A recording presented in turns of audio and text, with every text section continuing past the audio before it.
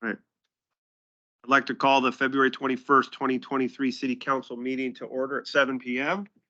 Please rise. Allegiance. Pledge allegiance. Flag. States of America. To the republic for which it stands. Nation. Visible. And justice. You.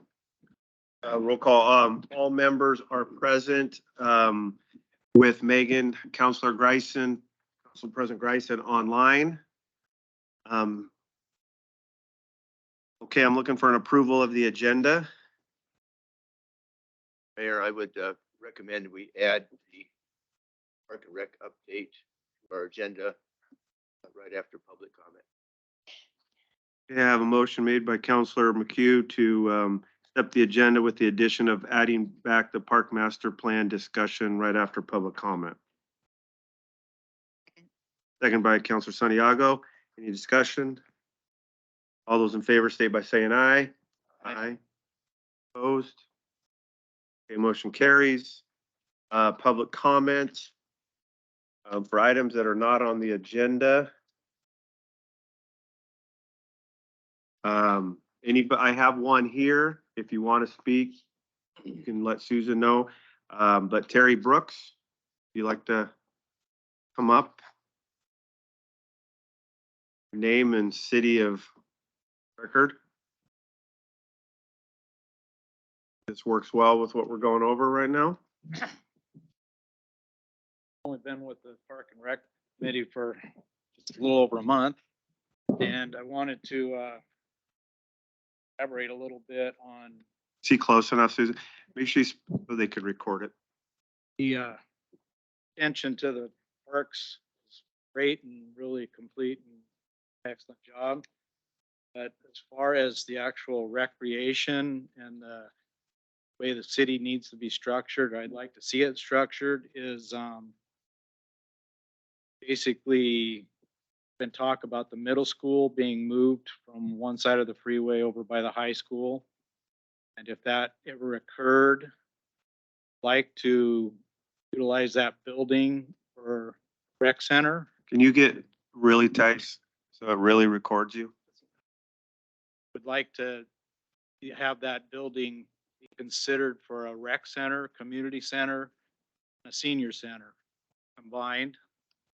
And introduce new activities from kids 2 through 5 preschool, K through 19, and 20 through 35, 36 to 55, and 55 plus for recreational things to keep people active in this community. There's a lot of things that I see that we're not doing as far as recreation is there's a lot of areas that aren't being utilized, and just to have facilities available for new things like pickleball, one of the fastest growing sports in the nation. That's something that needs to be looked at. And the other hand, there is some problems with pickleball where you put it. So I don't believe it goes in any of your parts. It may fit really nicely in the mid-school property though.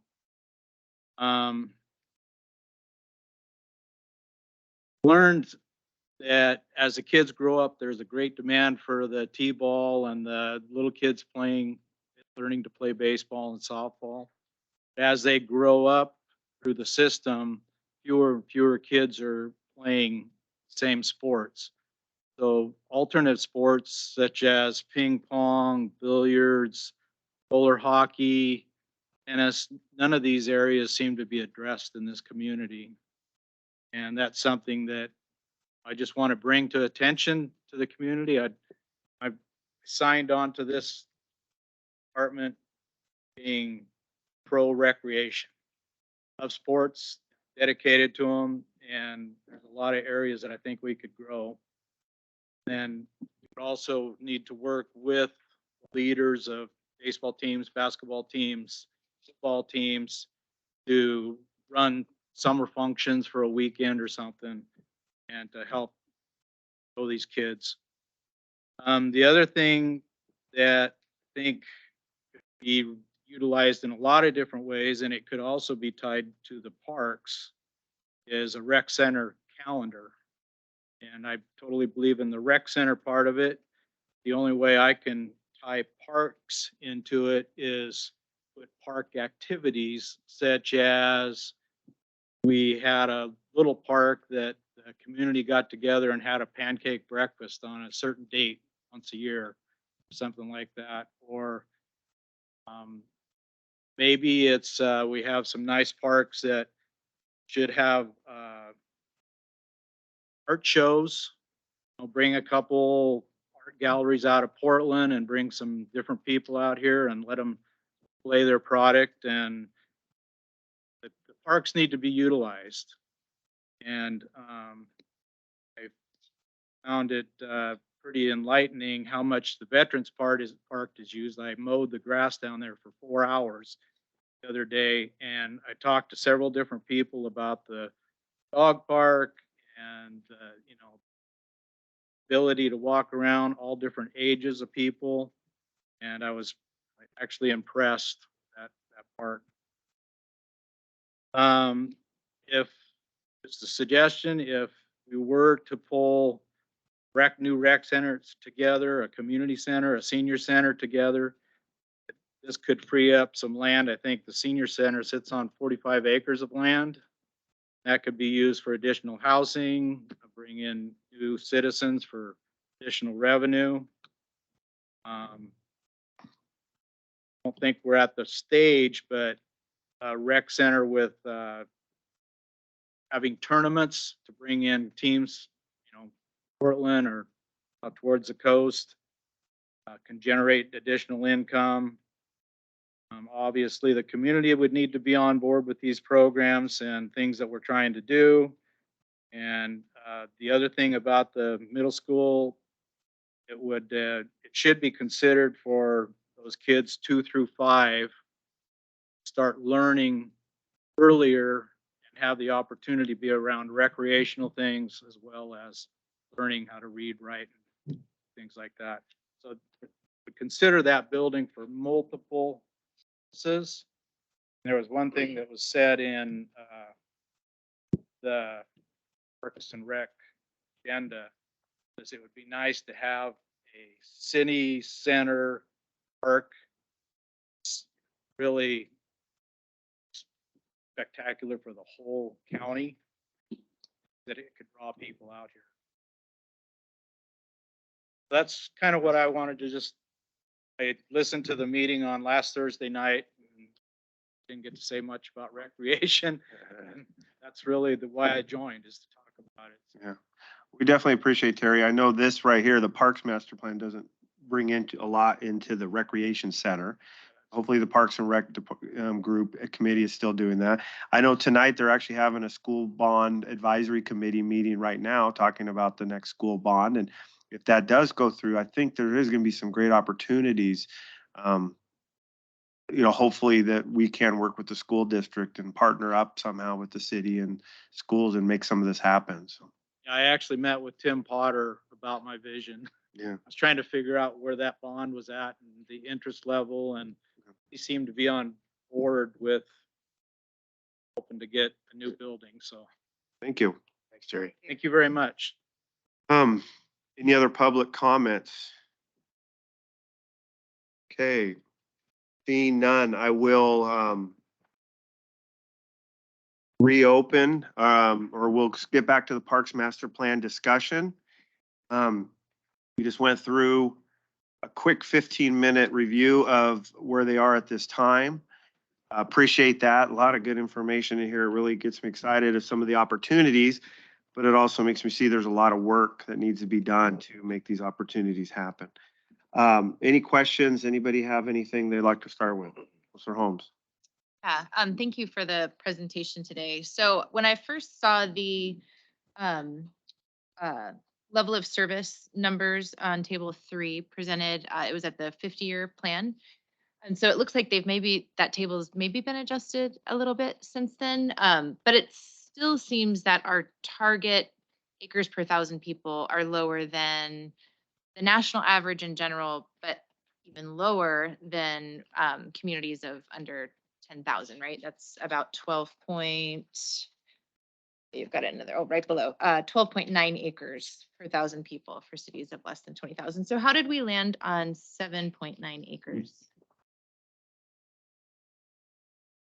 Trying to be realistic with kind of the size of the community as well as the assets that you have and the amount of land you have to program and maintain. So again, it's a target, it's a guideline. Um, Comparing yourself to other communities, that's something that kind of able to do through the National Recreation and Parks Association. So they do comparisons across communities. So that's the figure um, cited. So again, you could set your level of service to be similar to or greater than what we've suggested, but that would also suggest that need more parkland and hence you'd also need to maintain and program more parkland. So it's an indication really of, again, we're trying to provide direction that's actionable. And if you set a standard or a target that's so high that you commit yourself to um, many more acres of parkland, and you kind of set up an expectation that something's going to happen on that land. Yeah, so I can appreciate that. I mean, I think, yeah, these plans need to be grounded in a bit of reality, certainly. But I guess my concern is if this, as you mentioned, is a document that's supposed to guide us 20 years into the future, and we are looking at funding mechanisms to make these goals realities and all of that, are we shortchanging ourselves in some way by saying, hey, we're going to set our average at nearly 30% less than the national average? Or about 25% less than the national average. I don't know if I feel real comfortable saying that that's the trajectory of Scappoose for the next 20 years. Do we know what St. Helens, like you said, there's cities, there's information out there. Do we know their acres per 1,000? I know they've been building a lot of parks lately.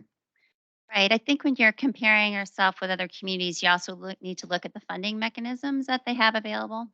So, and that's possible to do. And again, this is something that you can revisit again as far as a planning tool. Um, but kind of getting into these next steps of looking at available funding and then priorities on what you are able and want to fund. I think that's where things kind of come together. And then you can revisit this and perhaps it is low. I guess my parks planner thought that this was quite ambitious. It's definitely moving you towards, kind of a higher standard, if you will, from what what you have existing. I guess the other thing that I would say that again, we're going to be helping the community set some priorities and make some decisions about near term, medium term, long term kind of actions. Um, Typically you do revisit long range plans, right? They're 20-year plans, but they don't last for 20 years, or they shouldn't. Sometimes they do, but we wouldn't recommend that for any plan like transportation system plan, parks plan, et cetera. So you will eventually take another look 5, 6 years down the road and see what needs to be tweaked and adjusted, just as we're doing today. Question I have is you said, we have enough acres that we own to get to the 7.9, but they're not in the right place. I mean, we are going to need new parks. So how do you account for that? Do you adjust the 7.9 up, or how do you adjust that we are going to still need some more parks geographically? Right. The desired level of service, that 7.9, that results in a net future need of 46 acres. And as you described, we're still seeing a deficit in neighborhood parks. The nice part is for community parks, if you develop Grabhorn, you've developed enough community parks with that park coming online. Special use sites, you have Commerce Drive. You could use some of Vista's acreage and kind of satisfy that category. But correct, the Vista can't be a neighborhood park. Yeah. Yeah. It's based on its location, right? And it can't be 5 neighborhood parks. 'Cause it's one parcel. Questions? Got a couple. Yes, Sorry. go on. Got it. Parks are of special interest to me. So I really appreciate all of the community feedback you guys got, and I think, yeah, 900 responses is great for a community of this size. So I applaud you guys there. So the goal of goal 5 here, create a connected system. I saw it iterated again in a couple of different ways. Let's see. There was the desire from the survey to create connected trails for walking, biking, running. There was another mention of, having a connected system, but I'm not really seeing here. I do see, a potential proposed trail upon, like, along Scappoose Creek, but are we looking at how to connect our parks and access for biking, walking across the community as well? Not as much. And there is an overlap between your transportation system plan, which really is looking at yours didn't, but your next transportation system plan will likely look at multimodal level of service and really will take a very deep look at how you are connected for modes that are not motorized. It's difficult to do that for us in a parks plan. We're not going to get to that level, and we're really not going to be able to look at transportation needs. So some of the policies are a bit more aspirational in that respect, because it would take a lot more work to identify connections between parks, for example. I will say that the kind of walk shed analysis um, is an interesting tool in that it's not access as the crow flies. It's actually access from residential areas to actual sidewalks or driveways or streets to get to parks. Um, side, I suppose. Yeah, we don't have real bike paths along the roads here, do we? We don't design them or require them in any new developments. Commissioner Bailey? Question on just, do we have any understanding of population density versus acreage? So a lot of our parks, we have big parks and a couple of tiny parks. So when we're looking at things, are we actually looking at count of service area versus distance to service area? Number of people. Yeah, Sir. like how many people are in the neighborhood when we talk about a neighborhood park? No, we're just looking at the type of land use, basically residential areas. The classification of parks do indicate kind of their size and what they might hold. So a neighborhood park being smaller and having kind of a different set of amenities than your veterans, which yeah, exactly. And a smaller neighborhood park might be not really in a big house area development. And so, I mean, more people have to drive to get to that park because it isn't within walking distance. Right. Well, the point of those kind of circles, those areas that are not well served, is if you did put a neighborhood park in that area, that area would be served. So folks would have a 10-minute walk to that park. Other people in the community would have to drive there, but neighborhood parks really aren't meant to be a draw so much as a space for the immediate neighbors to enjoy. Miller Park is one that our parks designers really um, enthused about because it does function that way, like the backyard almost of that neighborhood. It does connect to CZ Trail as well. So if you can get to that, then you can get to the. Anything else? Anything from our commissioners? Thank you for coming tonight. Yes, Commissioner Blank.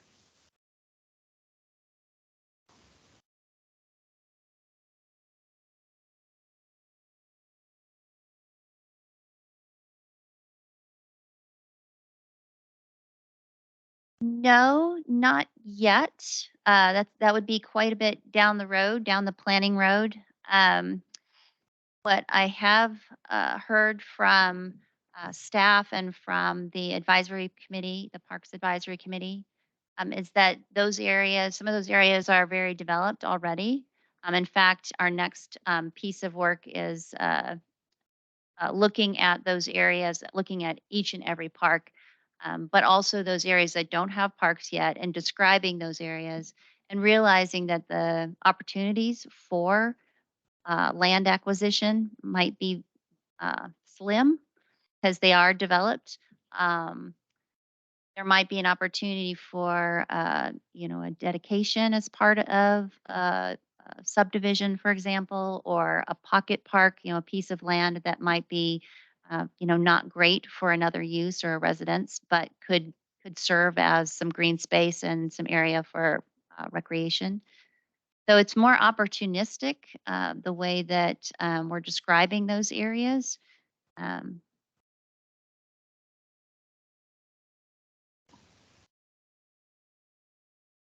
Mayor Bacchus? That is.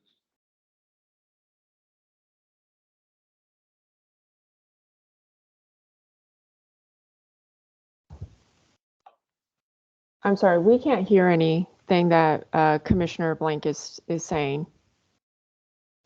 I don't see your red light on, so. Fine. Thank you. I'm sorry. Can you hear me now? Yes. Okay, thank you. Anyway, the other thing I was gonna say is that organization, which I'm part of too, would probably be happy to, you know, if you needed some help in that direction. Commissioner Blank, can you repeat the organization you were talking about? Cycle Columbia County. You. Are sponsors of the Sensory Challenge ride every year. This year, it's going to be established here at Start Here and End Here. Cap boost. Mayor Bacchus, I have questions, please. Yes. Go ahead, Ms. Jacobs. So just to kind of go back a couple clicks into what Councilor Holmes had mentioned, I too am concerned that we are not setting very good aspirational goals for ourselves as it relates to our park system. If this is a 20-year plan, and granted, we'll probably look at it again, it appears we are doing this perhaps every 5 years. I think this is a plan that we should be striving to do better. And so I think while I understand there was a move from 4.9 to 7.9, or perhaps I got my number wrong, I think we should be striving to be better, to at least hit the average, if not more. So I would like to see that taken into account. I would also like to better understand, I've heard that we are financially constrained several times.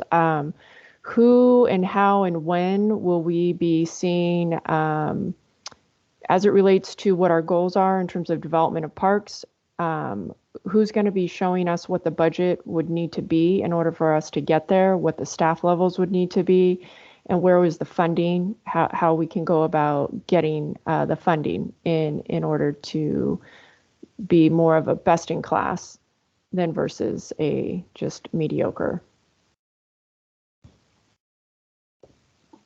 That's part of the next steps. That will be information that will be forthcoming for your consideration. Again, I was kind of wanting, we'd asked about St. Helens. Is there a way to see other cities that are our size and our demographic and just see how they are in Oregon on per acre? I mean, you were talking a 10 is a national average. But does that, is that big cities where there's, lots of people and money versus small cities like us? It looks like the bigger the city, the lower acres per 1,000 people. So for cities under 10,000, it's 12.9 is the average. I do have aspirations to be 10 or more, but like she said, the budget, I do think growth, we're going in the right direction, but what number do we feel that we can achieve?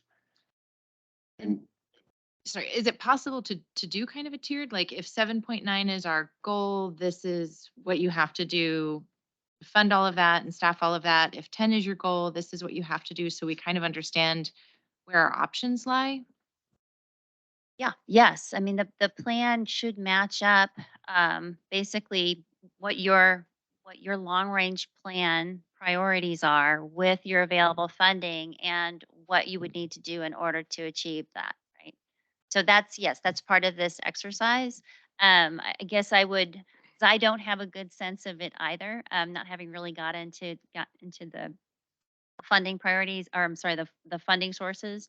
But we would start with some of these priorities that I talked about. So basically, setting some criteria, coming up with some like, oh, well, we know that the community wants this. We know that this is a good area for it. Pick Grabhorn, a field, a sports field. Um, we know that it would take, this amount of funding for that type of facility. We know these are your funding sources. Here are some opportunities for other things you might want to consider. So, kind of along those lines, um, there's there can be a bit of mix and match. I think is probably what's going to come out of our next round, if you will. And certainly, again, you could set a level of service that would get you to that median. I would just suggest it might not be a very good prioritization tool because I can tell you right now you won't be able to fund that system. And I think even 20 years is probably going to be ambitious. But that's me talking off the top of my head, and I know you'll want to see hard numbers, so we'll bring It that. would be interesting to see on that, are those having park districts, taxing districts that have park and rec districts that operate them, so they are able to refund from people outside of the city limits. We're able to really just go after the people within city limits. Or are they using school fields and school amenities as part of their, we could really partner with schools and have them pay for some of the facilities and we can take advantage of them. I think there are other opportunities.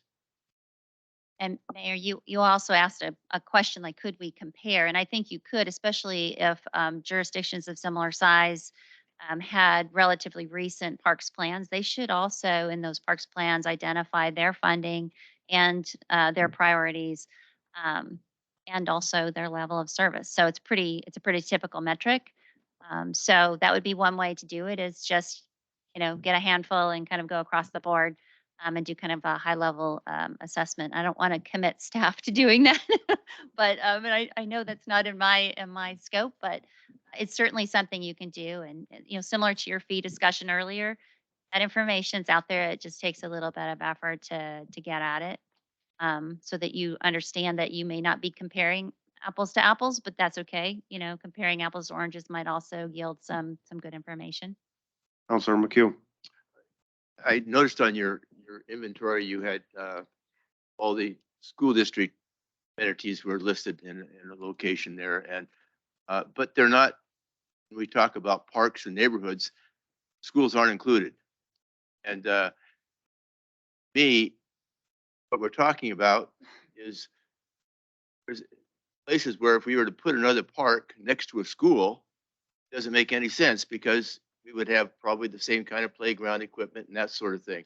So I'm wondering if that isn't skewed somehow, because we do have pretty good playground equipment in our schools. And one of the areas that's recognized as being underserved by parks is the area I live in, which is kind of behind the Peterson School and Grant Watts School, and east of that.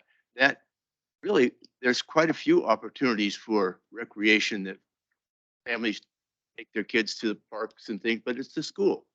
And so to me, it's misleading what's part of what the information is that you're sharing with us.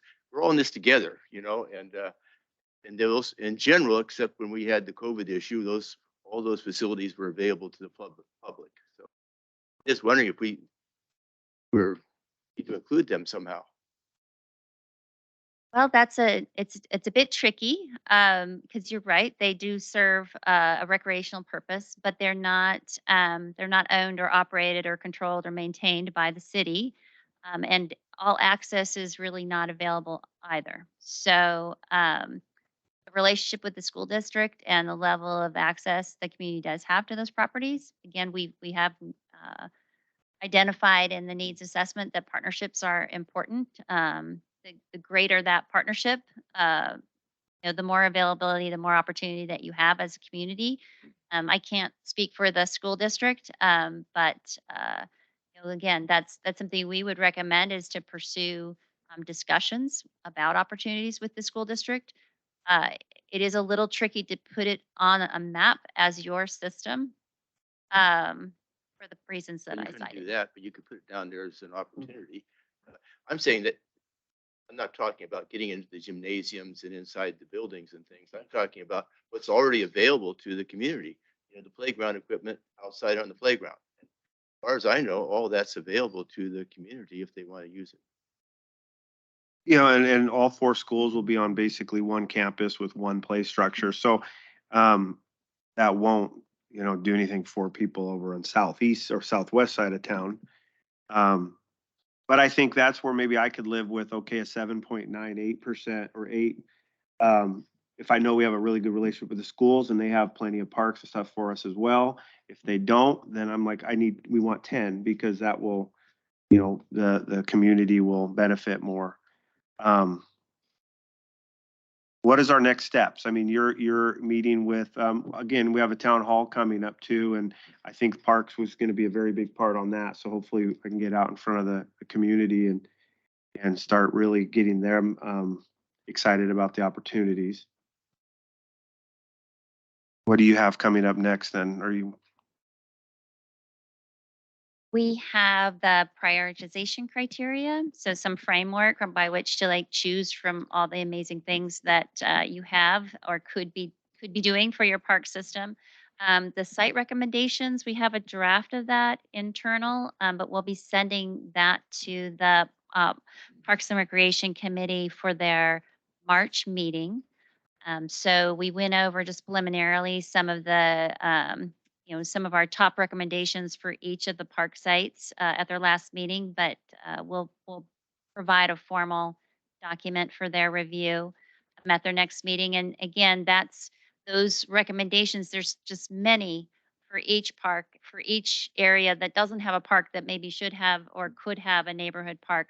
We've done a description, a vision statement for each of those parks. And then as part of kind of what next steps for those parks, what should be developed, what could be developed. It's kind of extensive list for each of the properties. So from that, then that prioritization criteria will help narrow down. Like these are all the things.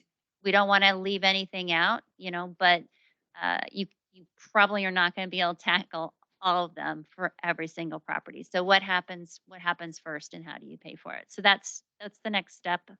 And some of the things that we find, we will bring to the community to as part of the annual meeting to vet, basically, to get some reaction about, like if there's strong reaction one way or the other. That's something that you'll want to know in making kind of final recommendations for the actual plan. But again, we'll come back to both of these bodies and hopefully a work session after the town. Is there anything else we want to leave them with? And if you do have information, Counselor Santiago is the liaison for the Parks and Rec Committee and can give her information to pass on to the Rec Committee. There's other things you want them to look at. Anything else? I'd just like to say thank you. Thank you I know very it's a lot much. of work and it's a lot goes into it, Exciting. and we appreciate all you've done for us. Thank you. I will transmit that back to the team. Appreciate it. Thank you. Thank you. Okay. Moving on, consent agenda. I'm looking for a motion. We're looking at the January 3rd, 2023 City Council meeting minutes, January 17, 2023 City Council meeting minutes. We did not vote on them at the February 6th meeting. And also the February 6th, 2023 City Council meeting minutes and appointment of Beth Reisky to the Budget Committee. I'm looking for a motion to approve the consent agenda. Motion to approve? A motion by Counselor Holmes. Any second? Second by Counselor LaFrance. Any discussion? All those in favor state by saying aye. Aye. Opposed? Motion carries. Okay, new business. We have city attorney contract, city manager Alexander Rains.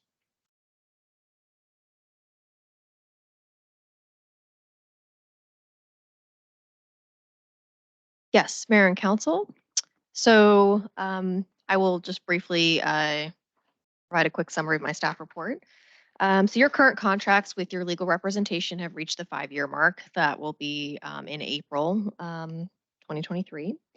And when the original RFP was released in 2018, it did indicate that once the 5-year mark was reached, that you all would make a decision about whether or not you wanted to collectively decide to extend those contracts or to go back out for an RFP. So I'm here tonight to get guidance from you on what you'd prefer to do. There is information included on current fiscal impacts of your existing contracts.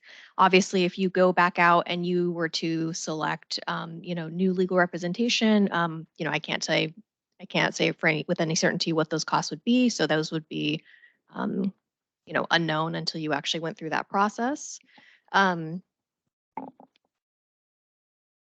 So again, you have options this evening. You can extend your current contracts. This can be for as little as 1 year or longer, depending on your preference. It's really up to you. Or you can issue an RFP.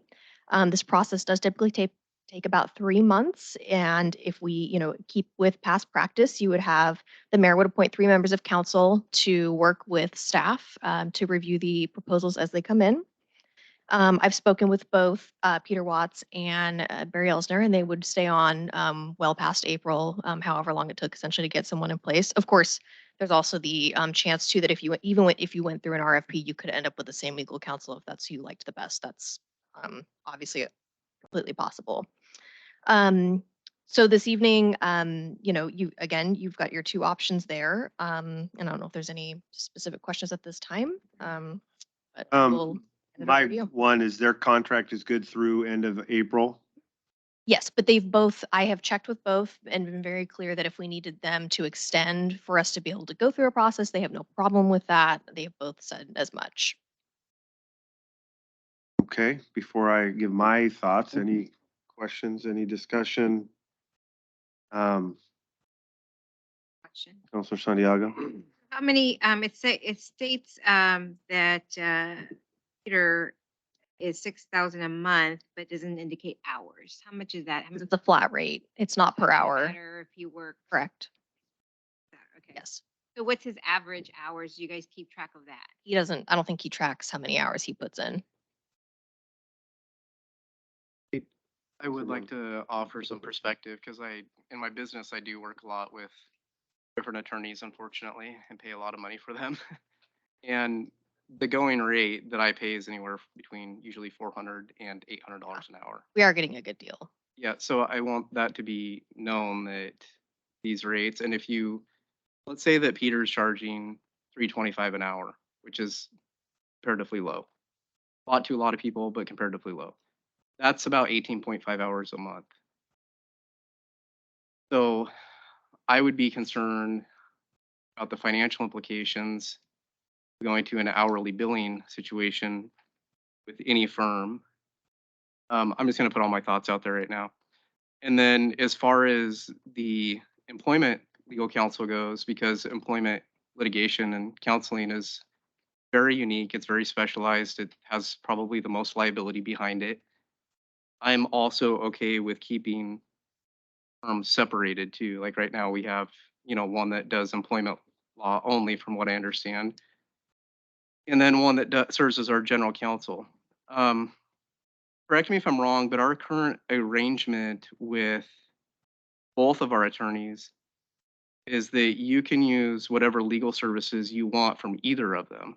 Correct. Okay. Yes, Barry Elsner and Hammond does offer a lot more than that. We've just generally only engaged them in that particular area of legal expertise. Okay. And hopefully you can hear me okay. Yes, I can. This morning, so just trying to be respectful of everybody up here. Okay, so right, I'll leave it at that for now. Thank you. Sure. Counselor McHugh? Question.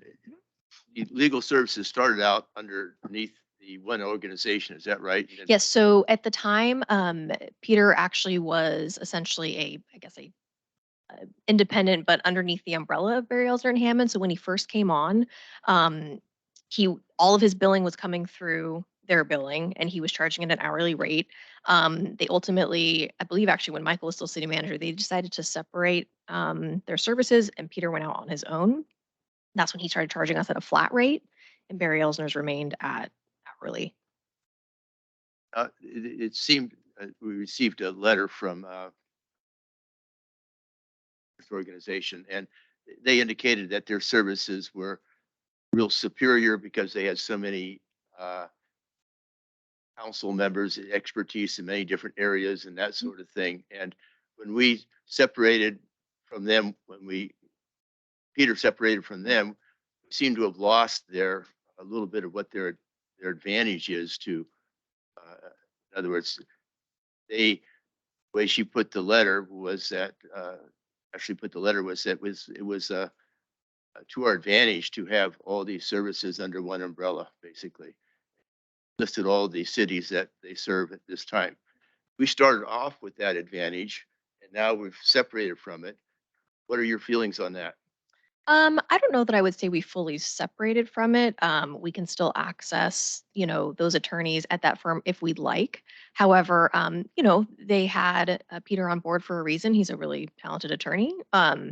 And so I think we are getting really good general legal counsel from him. And also because he's charging us at a flat rate, it is a very affordable and easy thing to budget for. But that doesn't mean that you couldn't use Barry Elsner for both.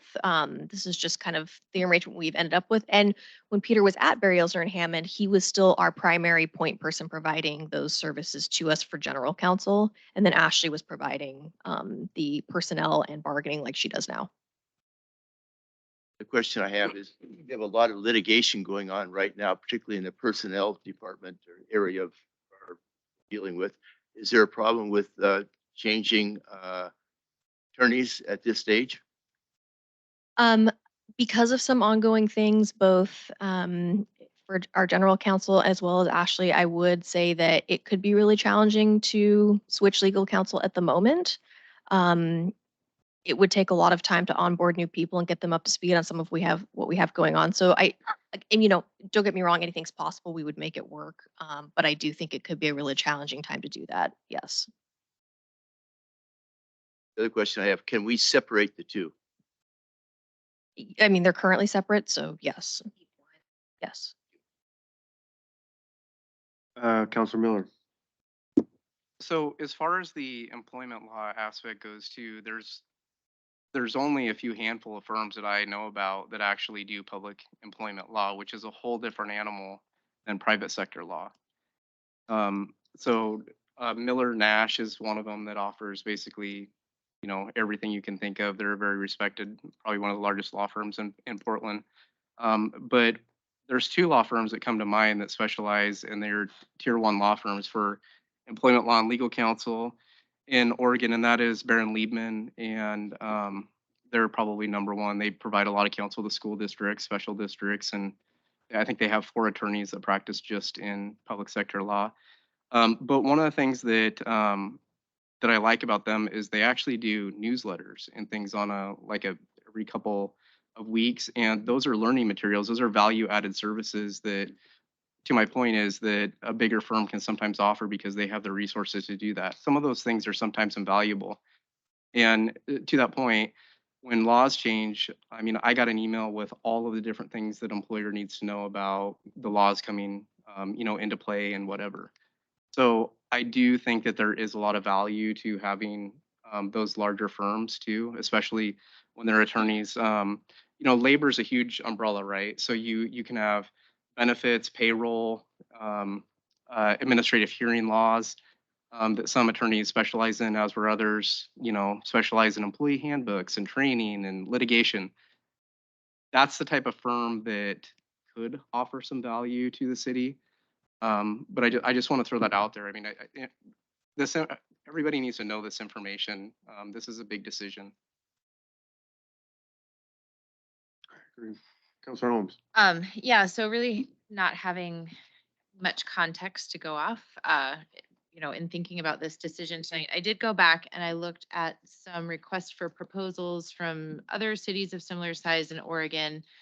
And also just tried to better understand what kind of the general counsel relationship is with council, and just a few things just struck me in general. So it does seem that more often than not, they're asking for representation to cover all matters from like a single party. So I would be interested in exploring kind of what the benefits of that is versus parsing services. Also, the term of the contract average is about 2 years. 5 years seems on the very long side. I mean, none of us have a term that lasts the length of that contract. So I would recommend maybe, looking at best practices on terms of the contracts.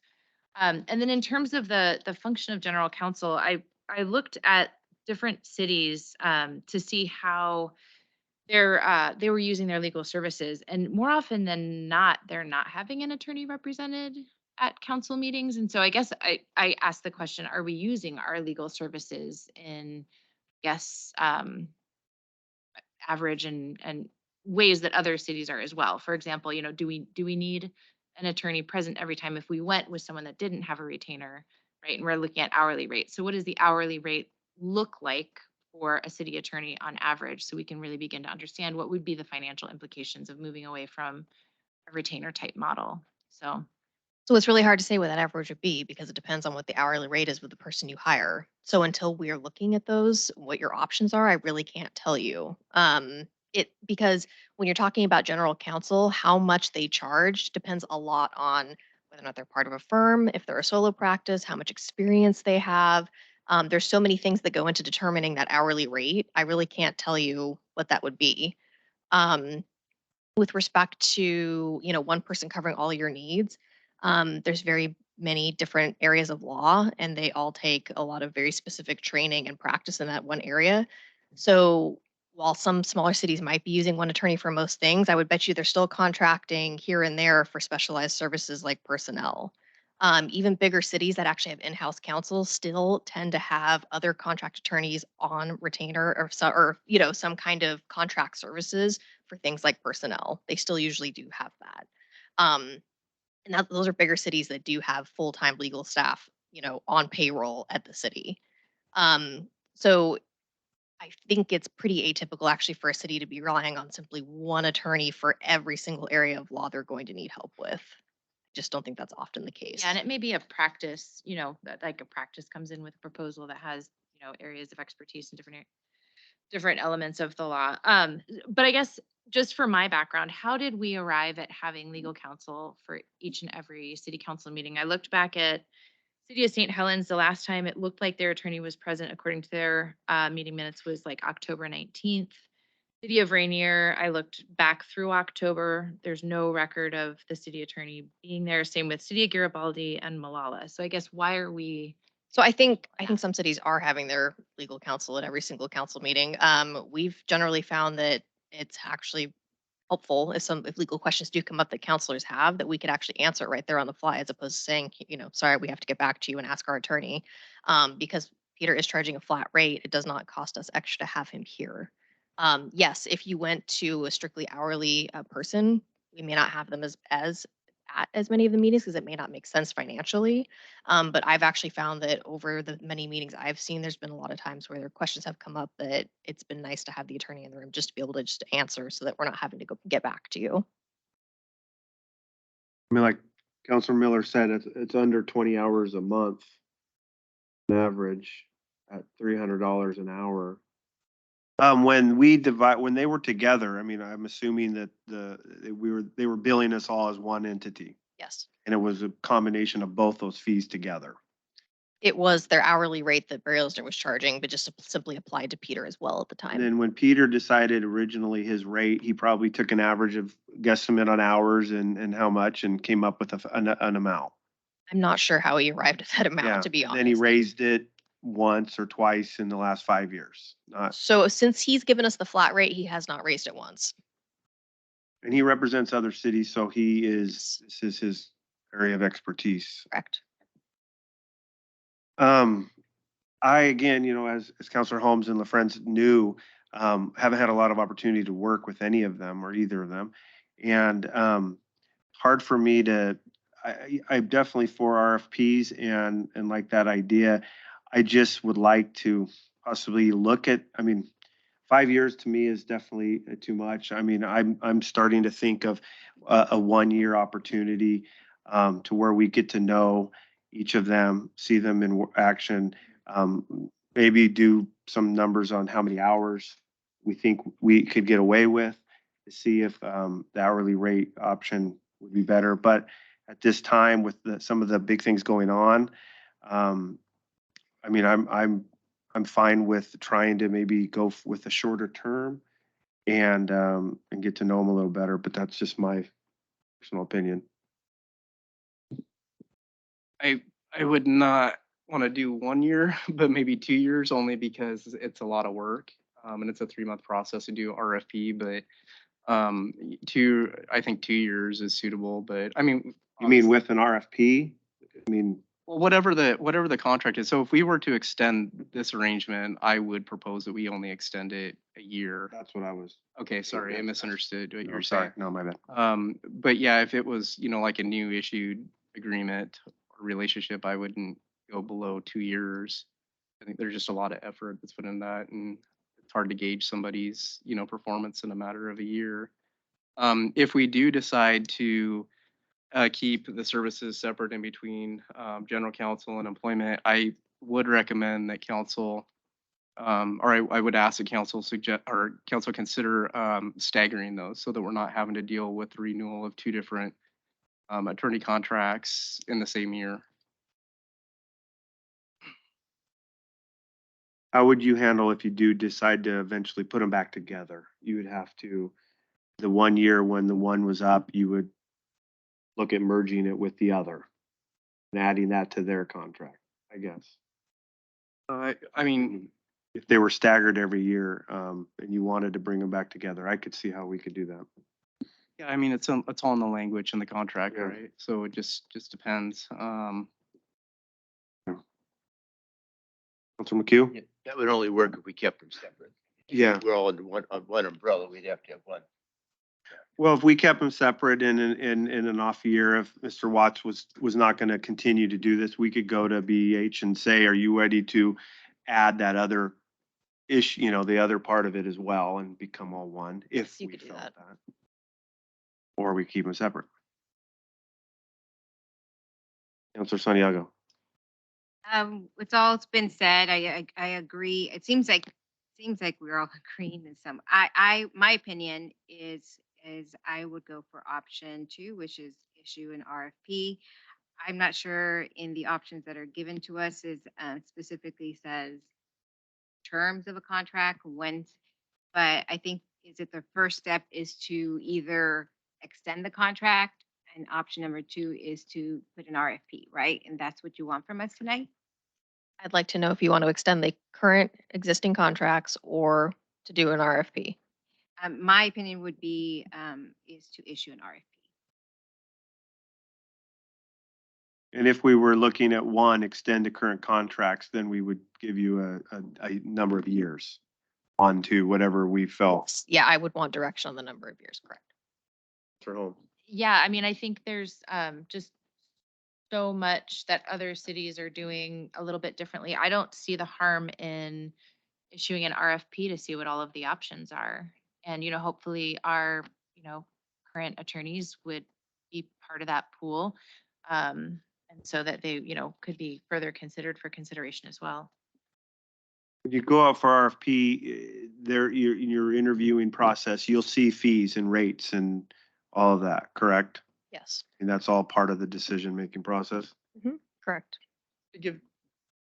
So friends, Yeah, so full disclosure, I'm friends with Ashley Driscoll and went to school with her and her husband, but so I won't weigh in too heavily, but I think one-stop shop kind of firms make sense and there's a lot of efficiency there and generally support our, so.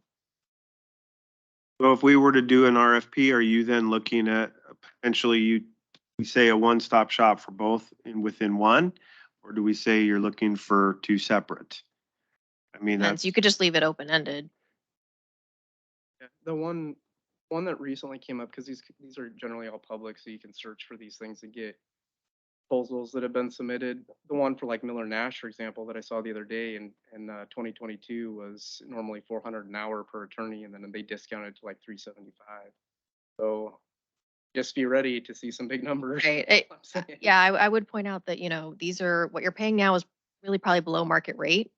So if you go back out and you're looking at a bigger firm, while of course I can't say for certain, most likely you're looking at a very significant increase in your fees. Well, and let me ask you this, if you were budgeting for something in your household, would you want to know what your cost is going to be annually? Or especially if something that could pop up anytime that could cost hundreds of thousands of dollars with litigation.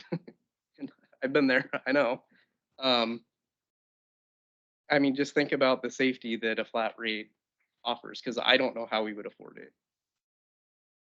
Especially without seeing any other options in front of us on averages and what they would be. That's why, again, I think a 1 year, to me, a 1 year at these rates, basically, because they aren't offering to extend their fees, increase their fees. We kind of know what we have going into the budget cycle. And then during that year, we could study on how much would cost to change and then review it in a year. But again, that's just me.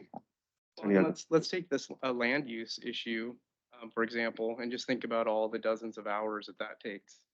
375 times. I can't even imagine. That's a really expensive bill. So I'm not opposed to the RFP. I'm just saying that there's a lot of realities here that are very scary. Can I add something?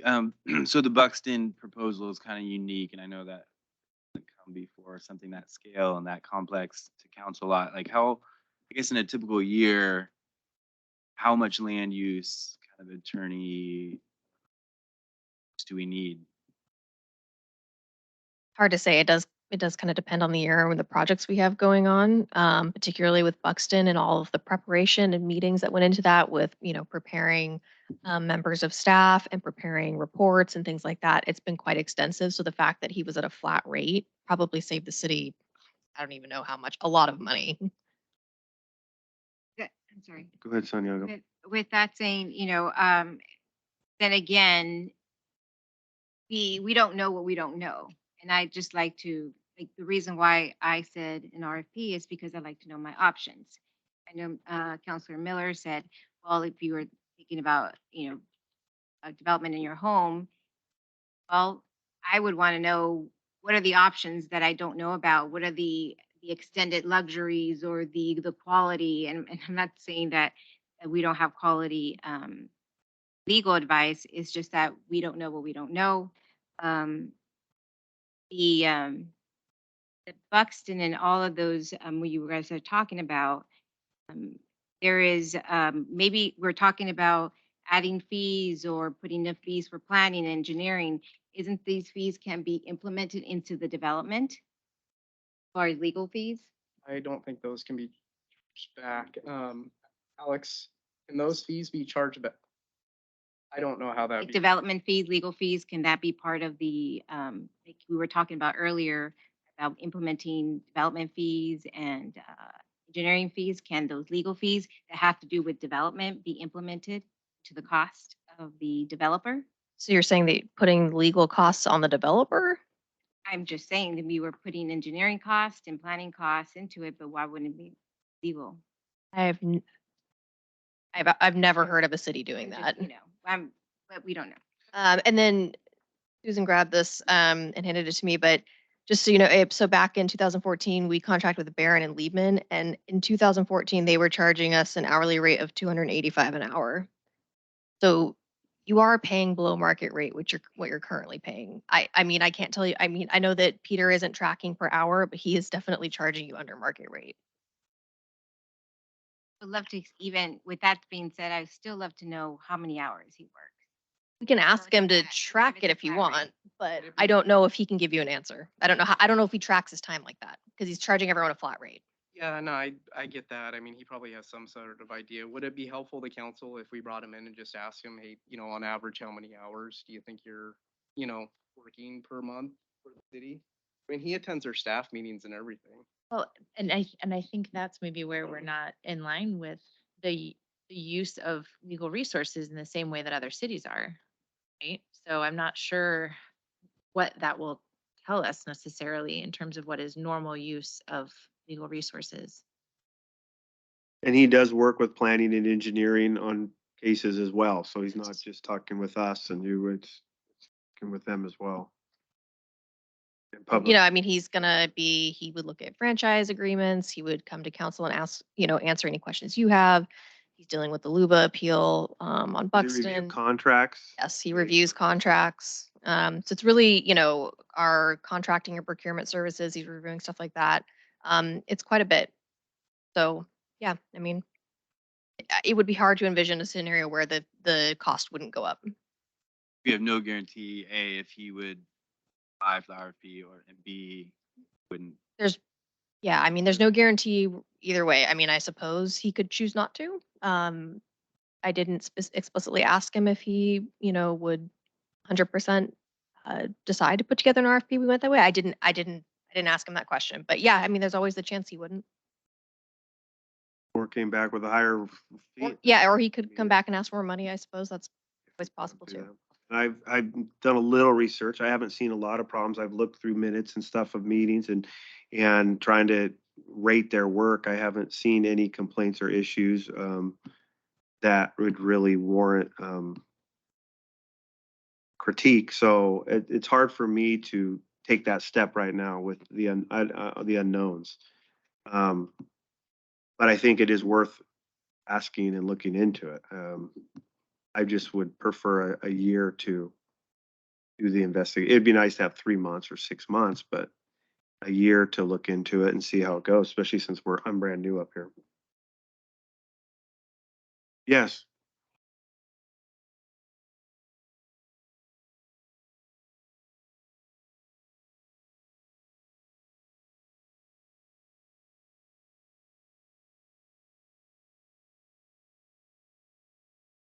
Thank you. Is there anybody looking at splitting it and do an RFP for one and not for the other? I mean, everything's kind of on the table of, what do you think?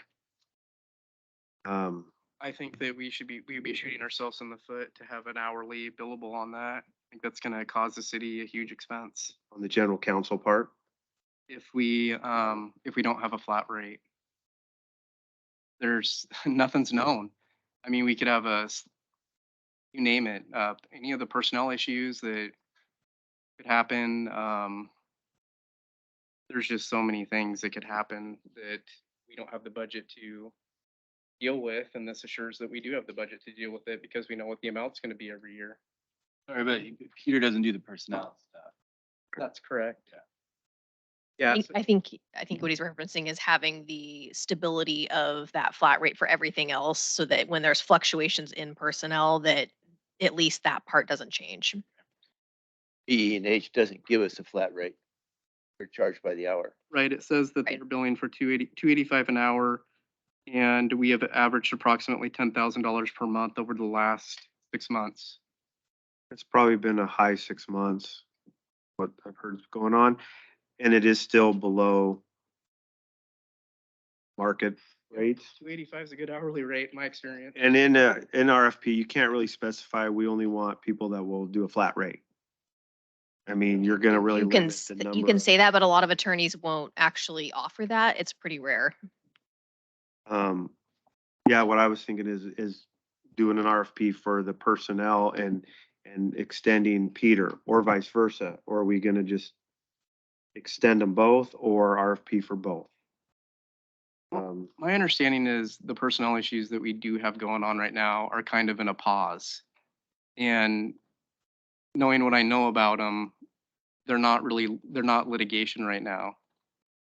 So if I had to pick between which one is gonna take more time, be brought up to speed, it seems like general counsel and land use, given the current circumstances, is what's gonna take longer.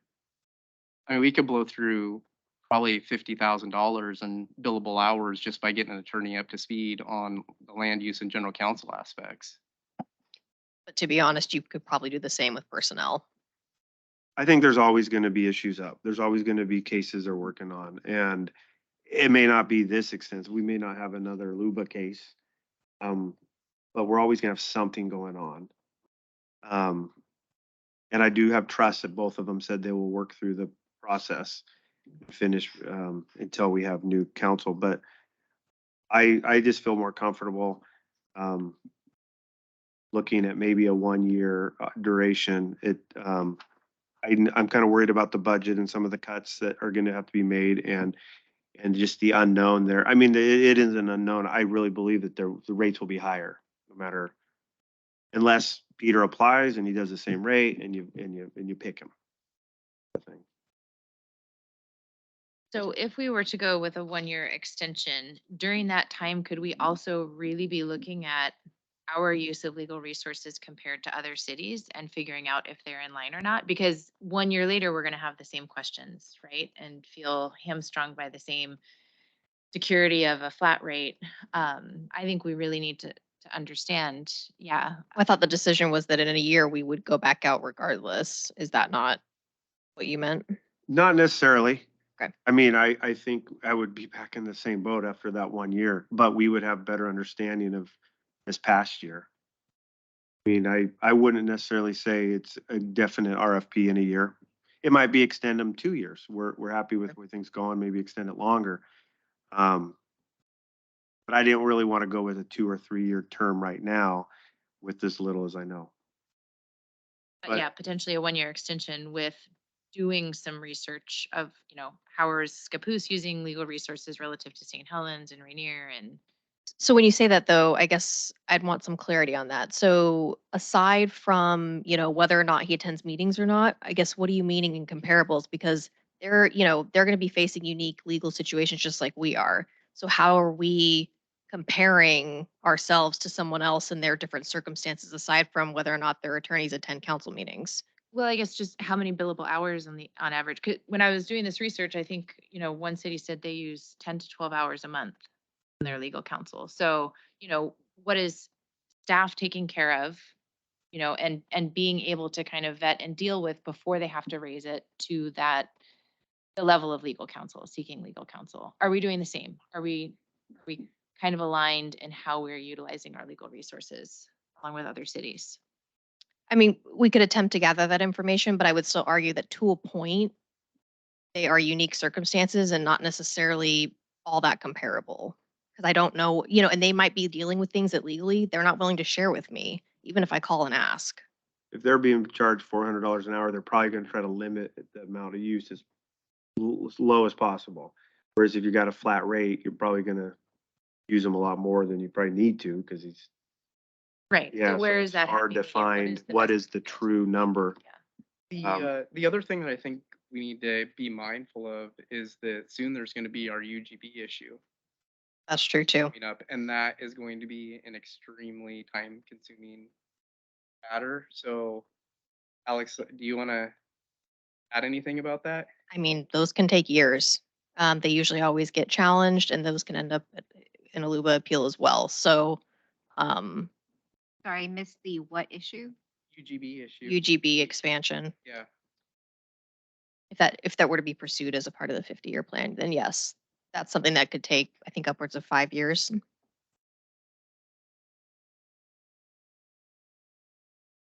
Okay, so you're looking for some direction. I'm looking for a motion. Does anybody have anything, any more question, discussion, any?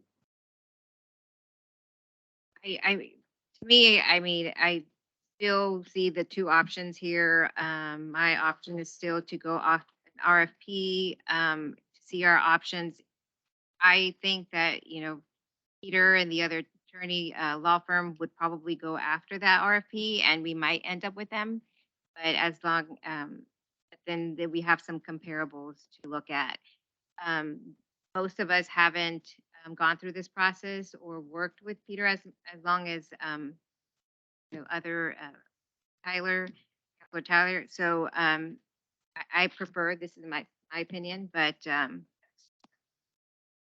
Appreciate that. I kind of see it the other, I mean, the same thing, I kind of see the other way, is that going out, right now, I got to assume that he won't apply because you have a fresh slate and that you're gonna be starting new, and whatever numbers come in is what you're gonna have to select. And I'm assuming that it's gonna be higher. And it's gonna be per hour, most likely. And, but then whatever you decide, you're picking the person you feel is best, so I just at this time would like more time to be able to look at it and learn and dive deep into it a little more. Again, that's just me. Also fine with basically pausing for a year, continuing, and then we reevaluate after everybody on council also has a better feel of the services that both of the attorneys provide.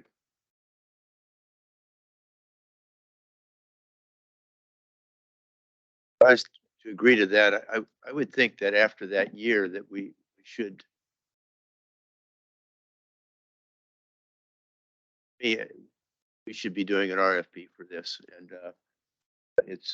we're at that point, and I think we extended a year. I can see some reasoning behind that, but are we just delaying doing an RFP? I think if we were to do that, natural course of that to me is to end up doing an RFP at the end of that year. And I might be wrong on that, but so That makes sense. To me, it's a kind of a combination of both. Yeah. If you're doing one, but you are going with that RFP because at that time instead of the other way around. But I think it is yes. So is the year, would that be a fiscal year or a calendar year? April to April, Yeah, I think we were thinking essentially April to April. end of April. Does Megan have a comment? No, she's listening. Hi, Joe. Sorry, I can't really talk. I am in favor of extending another year and then going through the RFP process at that point. I'm just, I've kind of been listening off to the side. I'm in agreement of comments made about some pretty heavy things that we're going through right now that both Ashley and Peter are helping us through. So I think it gives current counselors a chance to understand the process. And unfortunately, it's not that I'm against the process of using an RFP. It's just, it's timing. Appreciate that. I kind of echo that same. It's everything all at once. It's kind of to me that's what I feel most comfortable with.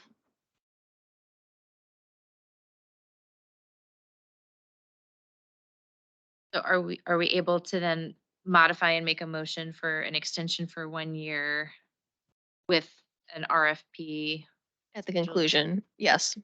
to go February of 2024?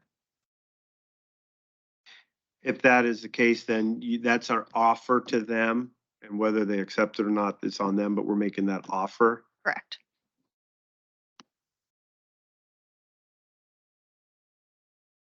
Anybody want to make the motion? Well, I have a quick, but that would not stop from the law firm to raise their rates because they have raised them the last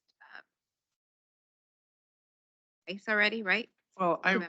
I would comment on that as they'd always had the ability to raise their rates in Correct. the current contract, and they haven't done it. And to me, it would be not a good business practice when you're potentially competing for your next year to raise your rates too much. But I mean, to that end, I mean, you never know. You never know. Yeah. So that's the offer, though, that you would offer at that same. Correct. And in speaking with them, they had not shared anything about having any intention to raise their rates at this point. Can, if they see this, they could say, then if that's the case, here's our counter offer, but that's. I mean, I think that RFPs are good. It's just we also have to be cognizant of where we're at with time and issues. So I am in support of delaying a year or 9 months, and then we issue an RFP, see what we can get. I also think that even though we have a retainer with Peter and he's been very good about he can increase that. You can say he's working beyond those hours and increase that. Isn't that correct? Could. He never has, but he could. That's my experience with retainers, that sometimes workload gets to be so much, Mhm. they will Sure. increase beyond their retainer. So I'm okay with that. I think there's something to be said for that. Gives us a year to sort things out a little bit, so. We'll have a question for the attorney, but he's not here to ask. No, but with that motion, He's just in a room. we can make the motion to do that. then go to RFP? I mean, we're deciding out of over a year that we're gonna go to RFP, or do we generally believe in that and then make that decision next year? I mean, can we make a motion to extend them for 1 year, then go to RFP? I think with directing staff to prepare for an RFP 2024. Why, I have a suggestion. Why don't we just extend it for a year and then just ask staff to come back with us at month 9 to have another discussion on this so that we can, if we do want to go out to RFP, that we would have. And are you talking a year from, It's So- contract years, Sooner. right? so the contract year, like April to April, so you want us to come back to you in January or? Well, if they're operating on, I don't know how it would be a clean of doing it if we don't operate in their contract year. Right, so, because their contract year is up in April, so if we extend for a year from then, you know, another year is April to April, and then, we could come to you in January, February and say, hey, do you want to do this RFP process and then start the process?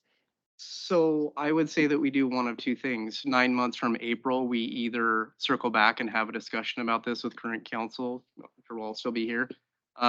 Or we just make a motion now to say that that's just gonna happen in month 9. Okay. But with that, I mean, we can change a Kind of- motion at any time, so it's almost. But I think it has a little more teeth. It has a little more power if we've decided that now, and that's what we remember 9 months Yeah, ago. and That's what we wanted. Right. Okay. I don't think the clarity ever hurts, so if that's, We have our motion. Mayor, Yes, Councilor Miller. why did my mind just go blank? Here, you want to read? And then just add. Thank you. Thank you, you guys got me. I move that council authorize an extension of both BEH and Peter Watts PC for a period of 1 year, contract year, so starting in April, for a period of 12 months thereafter. And that at 9 months after April, we construct and publish an RFP for legal services, both legal counsel and general counsel, or whatever. Well, that's another issue. That time we can decide, Whether we pursue one firm or a council. or. We have a motion by Councilor Miller to extend both general counsel and BEH one fiscal year, and then in 9 months to issue an RFP for the following contract. I don't think it's fiscal year. Would be. Contract year. contract year, yeah. yeah, that's fine. No, I got it. April to April, and then at the 9-month mark to publish an RFP for legal Because that gives services. us then time to the 3 months to deal Correct. with the RFP, so we don't really have a lapse. Yes. So Miller first made the motion. Any seconds? I'll go ahead and I can second that. Mr. Holmes with a second. Any discussion? Question? All those in favor say aye. Aye. Those opposed? Didn't hear Megan, but I think, Can we have a point of clarification though, because I don't want this to come back up. Are you recusing yourself because of your personal relationship with Ashley? I asked Alex's advice. I think I don't know what I'm. So I had just mentioned that you share it. However, I had even asked Peter, and he didn't feel like it was a serious conflict that you need to recuse yourself from, but he didn't see any harm in you mentioning it. I just want to be clear in case it comes back up. Yeah. Not to put you on the spot. Got it. Okay. okay. Guys, Peter? I think I'm on, or we've got a resolution 23-02, a resolution adopting findings for a public contracting exemption and authorizing an alternative contracting method for the Smith Road Pump Station project. Public Works Director Dave Sukow and Assistant to Public Works Director Hugh Whitehouse present. Yeah, Mayor and Council, good evening. As you mentioned, this is the proposed resolution 23-02. back history, as you all know, the city has been awarded American Rescue Plan dollars on several infrastructure projects. Smith Road Pump Station is one of those projects, and we've been trying to get this project moving forward over the past year. In July of this last summer, we put out an RFP for the design of this pump station, and we only received one proposal back.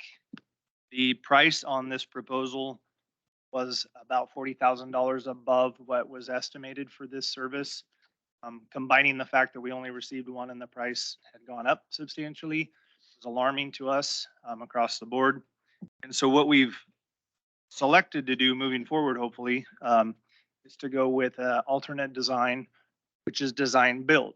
So what that would allow us to do is package the design, the contractor, and all of the procurement of all of the stuff in one package and know what that price is going to be on the front end. So when this goes out to bid, it's just one big package, whereas before we would have had the design. Once the design was done, we would have put it out to bid and got a contractor on board. So this is going to serve us in many ways as a beneficial method. So that's ultimately what we're at. He will put the staff report together, and if you have any technical questions, he did a lot of the research, and I'm sure Peter Watts can help with that as well. Question, Counselor Miller. Dave, I just want to clarify, so you're bundling these things, right? And then that wasn't part of what you were doing before. You were basically doing your engineering and your build separately. That's correct. Okay, now you're proposing to package them. But did I hear you correctly that you're still going to go out to bid on the packaged aspect? Yes. So there'll be a new proposal that'll go out with a design build package. So like I said, it encompasses everything from start to finish. One person and one contractor will be responsible for the design through operations, O&M, getting the city off and running with it. Okay, I know that it's in here, but maybe this is a Peter question, but can you summarize just really quickly what the exemption actually is then? Because I'm hearing we're still going to bid. So what Huel's got his hand up there. Thank you, Huel. What is the exemption that that's actually being asked for here? Yeah, absolutely. And thank you for that question, because that is the big distinction here with this type of procurement method. So when we talk about exemption, that is the statutory language for using an alternative contracting method. So I don't know them all off the top of my head, but design build is one of those contracting methods. Now, it's not the default for public construction services contracting in Oregon. So there has to be an exemption based upon the findings and additional steps within the public contracting statute, which is ORS 279C.335. And that exemption is an exemption from competitive bidding. Now, on the front end, that sounds like you're not competitively procuring a contractor for the services, but there's still an element of competition in that, because design build services are not procured through competitive sealed bids. Rather, it goes through a quasi RFP process, in that you're not solely basing the RFP off of qualifications, which is the default when you're using an RFP, and you can't use RFPs to procure construction services. Rather, you're blending both qualifications and consideration of price. But okay, so what I'm hearing, I'll try to regurgitate this. What I'm hearing is that basically we're still bidding, and we're giving other companies, other parties opportunity to bid on exactly what you're defining, because those are your needs. And then, but the only difference is that you're just packaging these things together. Is there any sort of research done that indicates how many different companies, firms, whatever, actually provide these sort of package services? I don't think we have statistics to know. I don't think that's anything we've ever researched as to how many, but it is a favorable method that a lot of people do use. Okay, So so I believe you even exampled Lincoln City. we don't expect it to really, sorry, I didn't mean to cut you off. We didn't mean to, the intent here, we're not, by doing that this way, we're not going to really filter down what our available options are. There's still a variety of companies out here that can respond to this. Correct. And we've actually already talked to some that are interested in it in this manner. Okay, I'm very, it's kind of a hot topic for me right now. I'm just very in favor of competition. Thank you. Yeah, we're definitely not creating the wheel by doing this. This is actually a very common standard we've learned for doing pump stations. Thank you. My question, have you done anything like this before? Have we used this alternative method before? In the Any other time frame project? I've been here. Counselor Santiago. Didn't we So, use it um, once for Spring Lake? We used that was an emergency procurement. So the benefit, so if we were to hire a firm to do the engineering, they would complete the engineering and then firms would look at that engineering and decide whether to bid it or not. So during times when you have less contractors willing to compete for that engineering thing, what this then does is allows us to spec what we want the end result to be. And then they're able to do their own design and their own build. So it's an overall project, and that if they get selected, they're not just doing the engineering work, they're also getting to do the build. And they get to do it in the fashion that they, as long as they meet our specs, that they're comfortable with versus doing the work that someone else has spec'd. So in an instance like this where we do a competitive bid for something like engineering, we only get one response and it's significantly over. The circumstances on the ground are unique enough in my mind to merit this sort of thing. And if we don't get sufficient competition or prices that we're comfortable with, then we're going to have to take a look at this again. But we were concerned that with only one bid that was significantly over, that would actually narrow our choices for the build, make it less likely that people would compete versus what we wanted, which was more competition. I'd be concerned a little here now. Some people that do construction don't do design, so they won't be able to bid on but they could they could work with a company, they could work together and.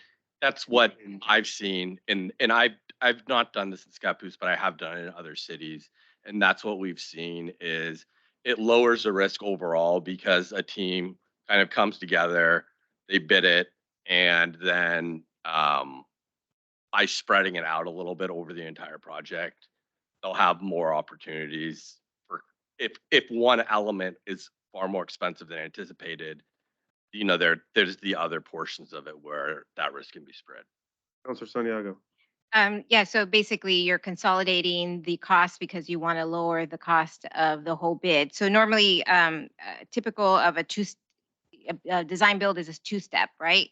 So just kind of clarifying what you were saying, Huel, that basically it goes first into a RFQ, right? So you're going to go through an RFQ and then go through the RFP process to qualifications? No, it would go through an RFP process from the get-go, which would consider their qualifications and their price in the evaluation in that RFP. Okay, because that's how, I mean. You so have two stated- components. You have the design, which we would bring in Right, an right. engineering firm. And then once that's done and approved, then you would start on the contractor side. I'm just going by, Oregon, how they do a design build and. Traditionally, you'll hear it called as the design bid Bid build build. process, which are two separate procurement processes and then two separate companies in charge of those components, and they stay separate. So Right. where we generally see an RFQ and then an RFP, and this is probably where you've seen it before, is jurisdictions put out an RFQ in order to get to a pool of people. And then when it's time for an RFP, then send that RFP out to like the 4 engineering firms or 4 architects, get proposals back from those 4. So if you are willing to go through the RFQ on the front end to narrow your pool, to establish your pool, and it's less process than going out for a global RFP. Right. Yeah.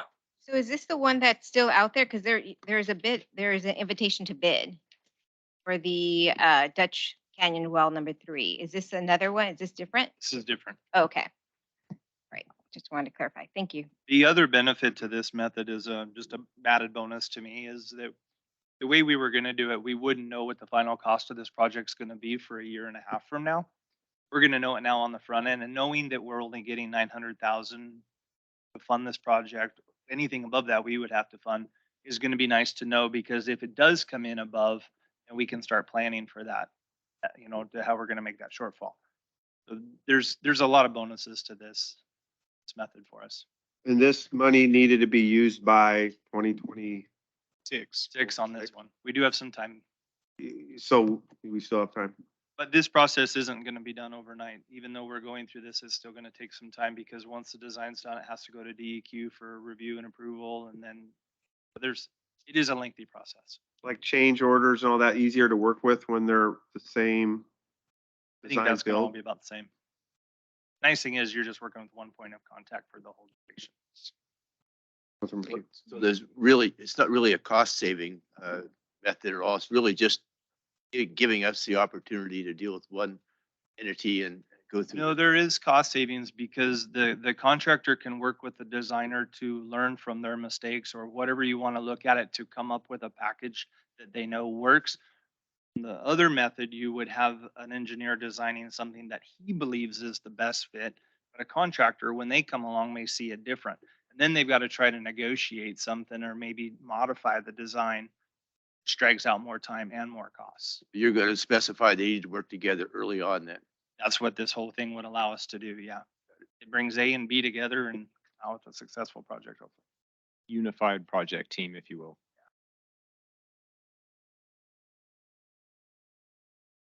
Yeah, I would imagine the communication gets streamlined quite a bit too. But because it's not a single procurement process, it needs an approval. Needs us to. This is the first step in permitting the use of an alternative contracting method. I still think you're gonna get the competition Yeah. in the bidding. And you'll look at all the same criteria and qualifications and Yes, thank you for clarifying that. If anything, yeah, we're hoping for more, because like I said, we only received one proposal on the design, so that was discouraging. I would okay. also encourage, I know you put it on the website, and you guys use the paper, right? Correct? Other methods, do you use, Oregon Buys? We have used Orpin in the past, although not with much success. It tended to inundate us with calls from around the country from, like Construct Connect, I think is one of them, the Kennewick Tri-City Construction Council, so they want to advertise those projects kind of all over the country.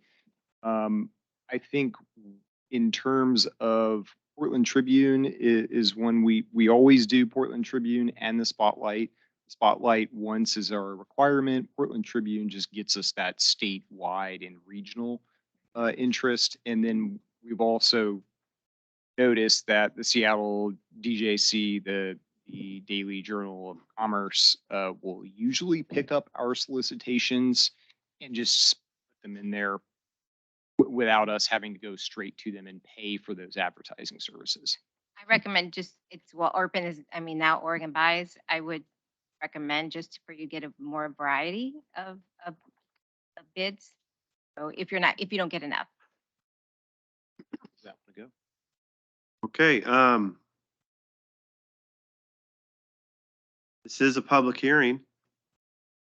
Oh, I'd like to open up the public hearing. Is there anyone who'd like to comment on resolution 23-02, a resolution adopting findings for a public contracting exemption and authorizing an alternative contracting method for the Smith Road Pump Station project? Seeing none, I will close the public hearing and move forward council to discuss. Any other discussion? Any suggested motions? Mayor, I move the council adopt resolution 23-02, a resolution adopting findings for a public contracting exemption and authorizing an alternative contracting method for the Smith Road Station project. Counselor McHugh with a motion. Any seconds? Counselor Holmes, second. Any discussion? All those in favor, stay by saying aye.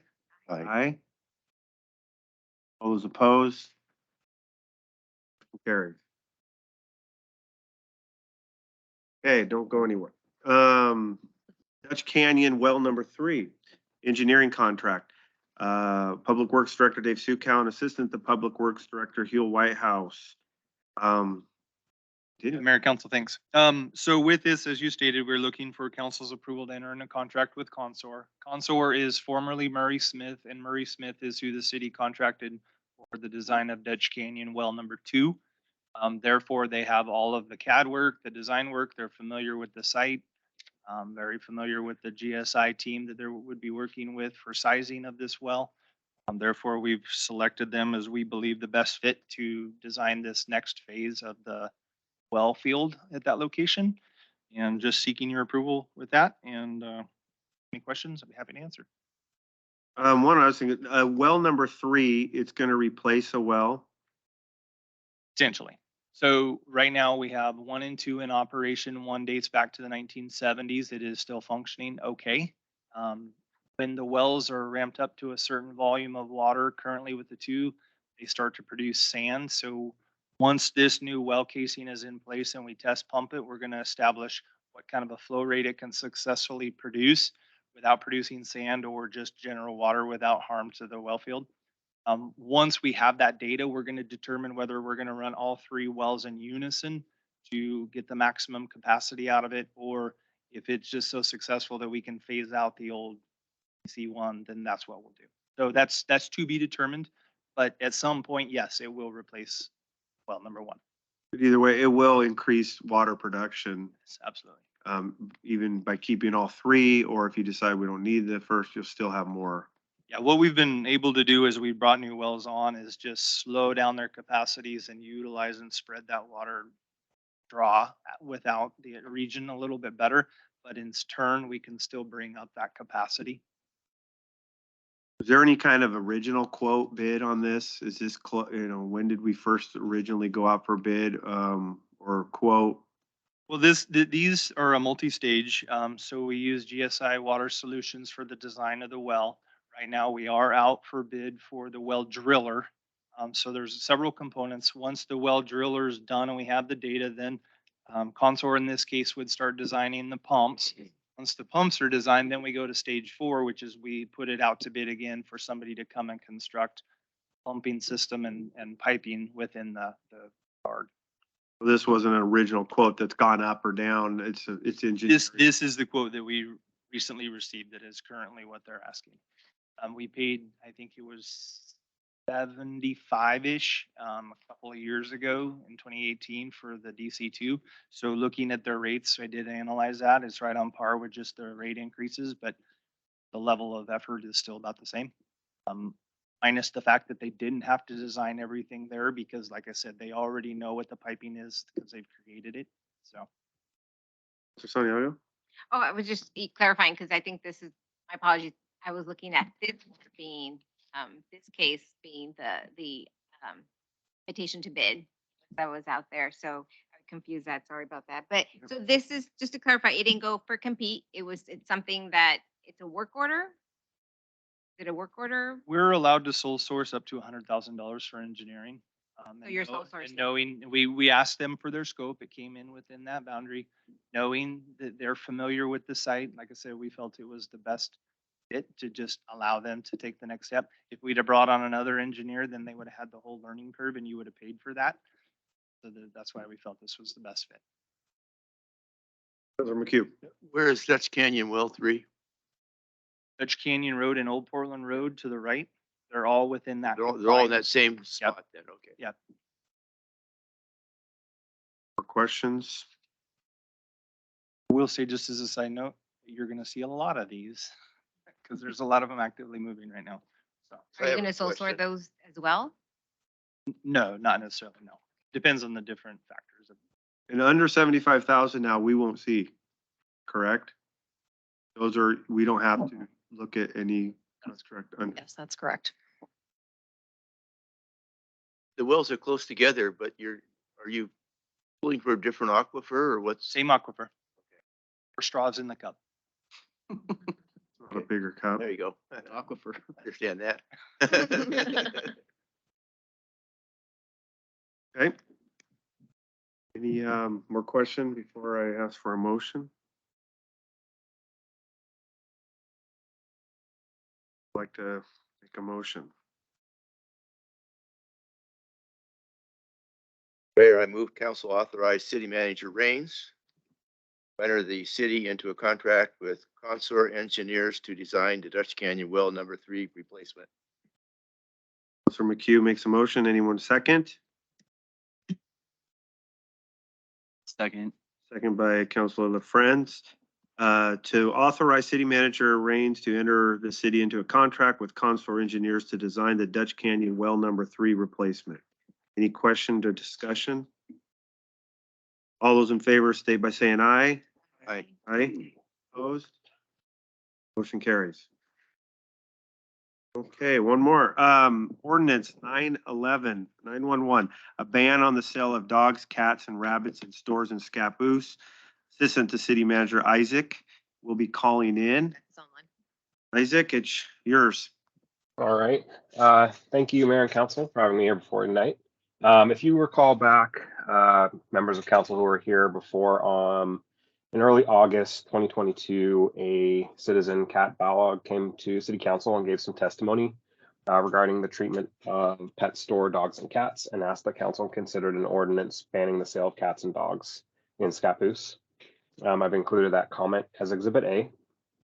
And after that meeting, there was a request from council to bring something back. And so we finally found some room on an agenda to get this back before you. So I guess to start off with, really what's at issue here is kind of the issue of quote unquote puppy mills. So these are facilities that sole purpose is to churn out as many baby animals as possible. This happens for all animals in pet stores, but of particular concern to the public most of the time are these breeding operations that churn out dogs, cats, and bunnies. The reason bunnies are included is particularly around Easter holiday. So what happens at Easter is a lot of times a family will think it's cute to get a bunny at Easter, and they'll get the bunny. After a couple months, they realize it's more work, it's not so cute anymore, and they get rid of the bunny. So that's why that's in here. The original ask was just to talk about kittens and puppies, but as I researched the issue a little bit, I actually found that Bend, Oregon, and a number of other cities who have these kind of restrictive ordinances do include bunnies as well, because they're another one of those kind of cute gotcha animals, right? So we're not talking like rats or hamsters, the ones that really kind of jerk on the heartstrings. So the conditions in these facilities, these mills, these breeding mills, are pretty atrocious. If you can imagine just stacks and stacks of kennels for dogs or cats in very cramped spaces, poor lighting, air conditioning, air movement, and little to no contact with humans. The whole purpose, again, like I said, is just churn out as many puppies and kittens as possible. After the breeding capacity of the animals is used up, they're usually abandoned or euthanized. And so this kind of an ordinance has been something that's been kind of sweeping across the nation. I can't show my screen, otherwise I would, but one of the links that I included in the staff report shows a map of the country. It's from an organization called bestfriends.org. And it shows the number of states and cities with these kind of humane pet sale laws. And currently there are 7 or 8 states that completely ban the sale of cats and puppies in pet stores. This includes Washington and California. And the vast majority have 11 to 50 or more cities that actually independently ban that. And Washington just passed their ordinance. See, Bend, like I said, they recently passed an ordinance, as did Beaverton, both within the last year, to ban the sale of these puppy mill animals in pet stores. So this ordinance is really targeted at that. The other side of that is that, we want to make sure that in the future or even now, people of Scappoose can go to their own pet store and still adopt, an animal if they want. And the way that these ordinances get to that is that they allow the partnering between pet stores and rescue organizations to adopt the animals from the rescues, which is another matter. Some people might ask, are there enough animals at rescues to fill a need like that? And the answer is absolutely. I worked at animal shelters for about 4 to 5 years and managed one for almost 2. And I can tell you that there are more than enough animals that are abandoned or left behind or found stray to more than fill the needs of a community. Something around 6 to 7 million animals are abandoned every year and sent to shelters. That's all inclusive of cats, dogs, bunnies, and then some other small animals miscellaneously. About 1 million of those are euthanized every year just for space reasons.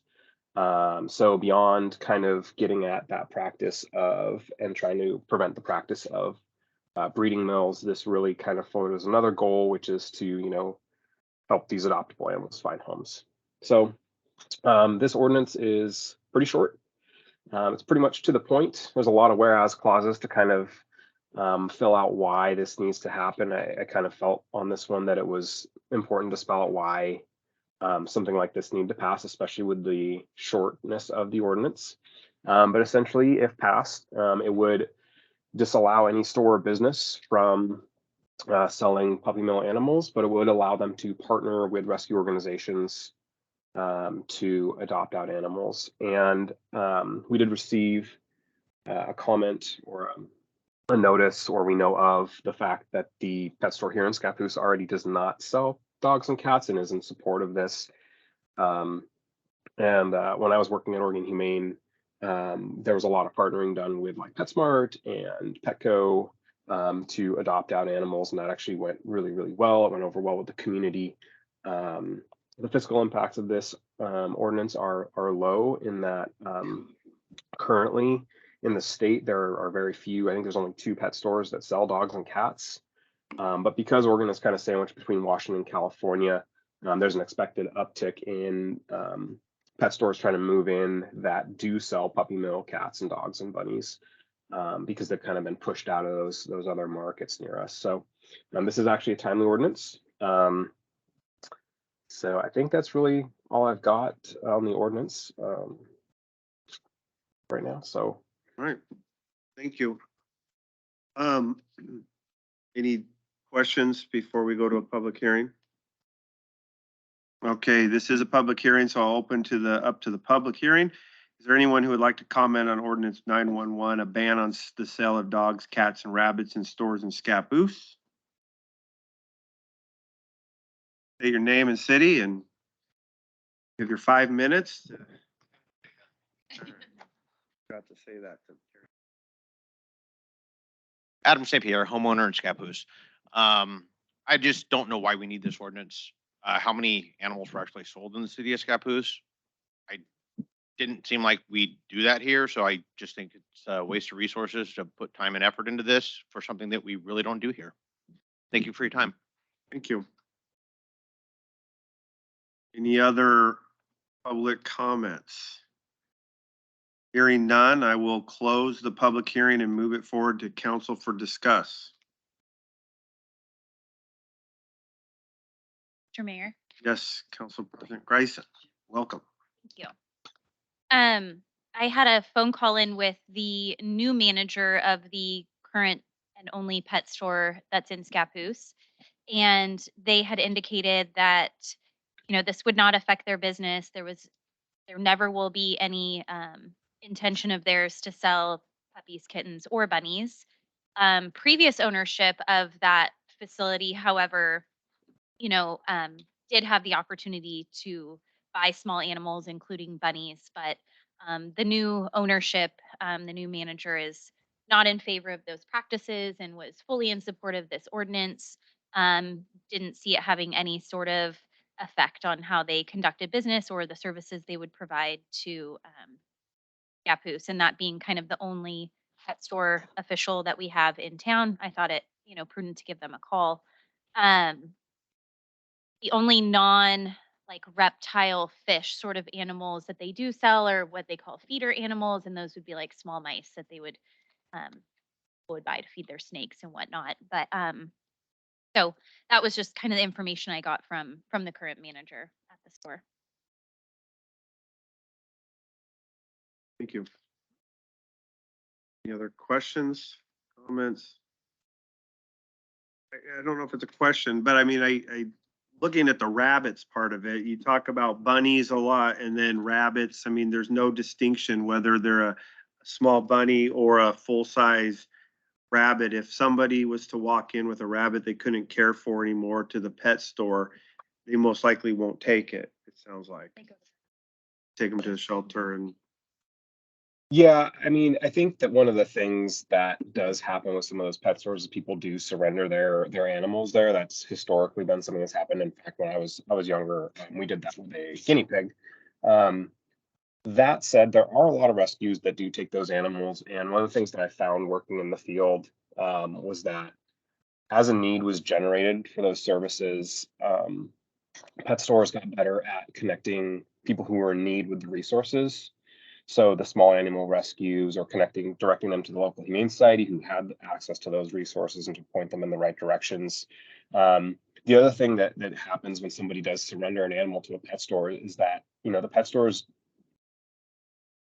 they're not as inclined to give a full history or to collect a full history from the old owner on the animal. So if somebody was, say, surrendering a bunny because it bites, their interest is not in making sure that bunny goes to the right home, it's in making money. So they will just most likely put that bunny back out for sale and send it off to another. So, there's always two sides, and while that is something that a pet store might do, it just might not turn out the way that we'd like, and that bunny could very well end up back in the same situation. You're right that rabbits and bunnies are interchangeable. I don't know if the language is the same, but I think that the intent was that, I didn't, call out the definition of a bunny versus a rabbit, as, specifically that time of year in around the Easter time, there's not really any attention given to whether it's a full-size bunny or a small rabbit. They're cute and cuddly and fuzzy, and then people want to bring them home to their kids, or kids ask for them. yes, you did say, many pet stores are moving away from this model of selling cats and dogs. It could be because of the ordinances that are being established in their cities. Councilor Santiago. I was just gonna say, you just want to put mammal versus, calling out cats, dogs, rabbits, bunnies, just Yeah, does the store still sell guinea pigs? Or The feeder animals are feeders? mammals. Yeah, I have a hard time saying mammal. I think the reason this was brought to us was because of the use of puppy mills and kennels and mass producing bunnies and whatnot. So I think that's the lens and the reason why many jurisdictions are putting in this ordinance as well as regulations on the state level. So Yeah, I think that's correct. I think, when we think commonly of a household pet, I think the majority of people think of a dog or a cat, sometimes a bunny. Very more rarely is it, a hamster, a gerbil, something like that. Those lifespans are far less. The care for those animals is far easier. You don't have to walk them, you don't have to clean a litter box, you don't have to. Making thousands of dollars. Yeah. But I think that's why I hesitated to write mammal in there. Also, from the other ordinance I was looking at, most of them did also call out specifically cats and dogs, or cats, dogs, and rabbits, or bunnies, however you want to phrase that. I'd just like to say, Adam, thank you for your comments. The reason we're moving this direction is we just want to be aligned with something we think is right and important, and so we're trying to set I guess a precedent in our community that we just don't want this to happen. But appreciate your comments. One way is more and more cities sign these, people will be finding the ones that haven't passed the ordinances to try to sell them in, or these ordinances are keeping them out and preventing more sold. Any other questions, comments before we ask for a motion?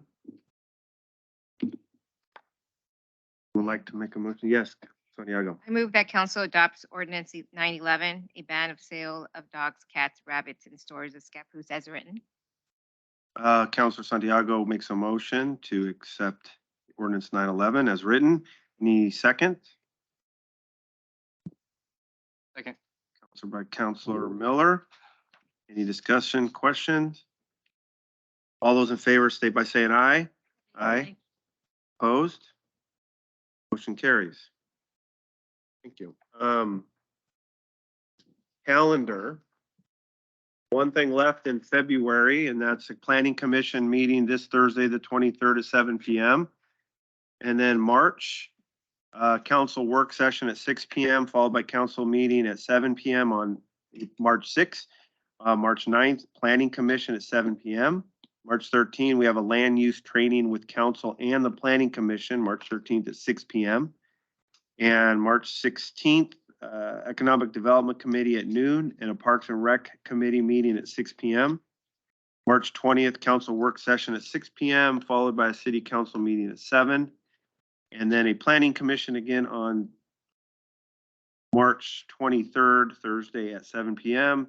And on March 28th, a 50-year committee meeting at 6 p.m. Any updates from city manager? Mayor and council, just as a reminder, we do have Coffee with a Cop happening on the 25th at Cathedral Coffee. If you have time and want to stop by for that, that's all I've got for you tonight. Thank you. Anything, police chief, we go. Yes, we have 24 cases so far this year.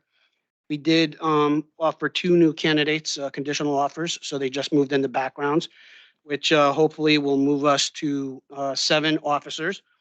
As of yet, there is no academy class scheduled, as I've told you at the retreat. We did post a sergeant's position that's still posted, and the 2 recruits we have in the academy are hitting their halfway point. So slowly, but we're moving along. How soon in advance can you book an academy? I mean, once you have signed a person, then you can try to get one. I mean, you can't book one 6 months from now hoping you'll have a The candidate. day they're hired is the earliest I can set in the form. And that hurts. You can't pre-schedule. That's kind of what's hurting us right now. But we do have things in the work. We're going to do things a little bit different. Should these 2 candidates get back, they're going to go immediately into field training. So they'll actually be ahead of the game. So, we're working with some area departments to help us pre-academy field training. Cut down a few weeks. Probably a couple months. Counselors, counselor friends, anything you'd like to add? Yeah, are these closing? Closing remarks. All right, just a quick update with that, since I'm the EDC liaison now, a few of us came to that last week, right? The mayor, Councilor, and I think was there for a bit. So the theme was branding. Paul gave a really nice talk about community branding. I think we should work with the EDC, maybe even the Parks Committee, to keep this community branding conversation going. There's a lot of good input there. Wayla from Community Economic Team came and talked about travel organ opportunities for branding and Main Street program. I think that her presentation would be to pass around to the other counselors.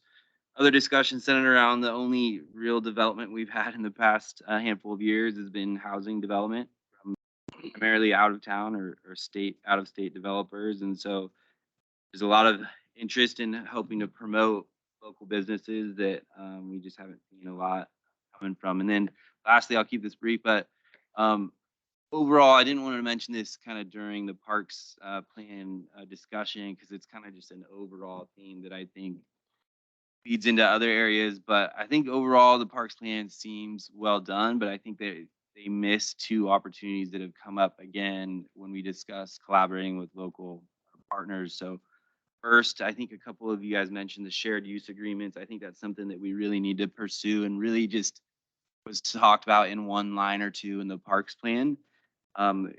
We keep talking about these lack of funding, and that's where shared use agreements are the most beneficial in small communities that leverage shared use agreements with schools because of our few resources and few facilities. If you look at the school, the Scappoose School District, their core values align really well with the city council or the city goals as well. And then lastly, I'm a little biased since I work for the county public health department, but they did not reach out to the county public health department. We have quite a bit of localized data, health needs data at the Scappoose level. In my mind, it's hard to do a parks and rec master plan without including health data. So a little bit disappointed in that, but I'd like to work on ways we can more intentionally and efficiently work, collaborate with partners in the community, especially those that share our goals and vision. So, all right, I'm done. Thank you. Do we need a motion? We're in the middle of announcements. We don't need to extend the meeting, or should we?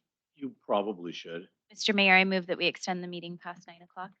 So President Grayson makes a motion to extend the meeting past 9. Any seconds? Second. Second by Councilor Miller. All in favor? Aye. All opposed? Thank you, Mr. McHugh. Councilor McHugh. Yeah, next, all right. Well, I did attend the Excellent. presentation. Wait, you skipped me. Councilor Santiago. My bad. That's me. That's okay. I just thought you were going out the boys first and then I would go later. Okay. So in our Parks and Recs meeting, it was Kara opened, the chair opened up with exciting news. She connected with her YMCA contact and he was opened and excited about extending the services to the teens and to that age group. So they're in the works of putting something together, or he is. So that's really, she was excited. And I think that was a kind of our goal. Another thing is on April 22nd, it's Earth Day. And so I have a couple of flyers here. They're going to be doing a whole day event and it's a heritage park. They're giving away a free electric bike. There's going to be food and activities and there's going to be a cleanup from 8 to 10:30 a.m. And then there's going to be pizza. There's going to be a ribbon cutting at the station at the library. So it's basically an all-day event from 8 a.m. to 3 p.m. And just, let's see. The library has some information on their website. So please, I think we should go as a council and clean up together. What do you guys think? Signed up to clean at Chapman. Isn't there a cleanup crew for Chapman Landing that Yeah. day? And I think the ribbon cutting, they're really hopeful to cut it on the electric car, Yeah. electric charging stations. It's their homes. And also there's a scavenger hunt that same day too. So hope to see you guys all there. Now, Councilor McHugh. First of all, do we have a plan for doing the branding or do we need to develop a plan for branding? Paul gave a really good presentation at the EDC meeting and I was thinking it might be good for all of us to hear or to take that and move forward with some kind of plan for branding. Even if it was like a pre-plan, it would put us kind of all on the same page. So that presentation, aside from the staff members that were there, hasn't been shared with staff, so I can't comment on that directly. However, we had talked to Dan Rocha about helping us out. He had offered to donate about 3 hours to do an hour with staff, the Economic Development Committee, and you all to talk about how you actually want to move that project forward, like developing an RFP or something like that. So that was kind of the purpose of that. Those 3 hours he was offering was essentially to kind of help us pick a plan, so to speak, or how do we want to move forward with that? It just seems like it was a worthwhile thing. I thought it was. I think the others that heard it thought it was worthwhile for one to hear. Doesn't seem like it's quite the same thing. Sounds like it's a little more the higher level kind of what you do, why you have a branding and that sort of thing. And that made a lot of sense to me. So his presentation was about how to do the branding project or why you do the branding project.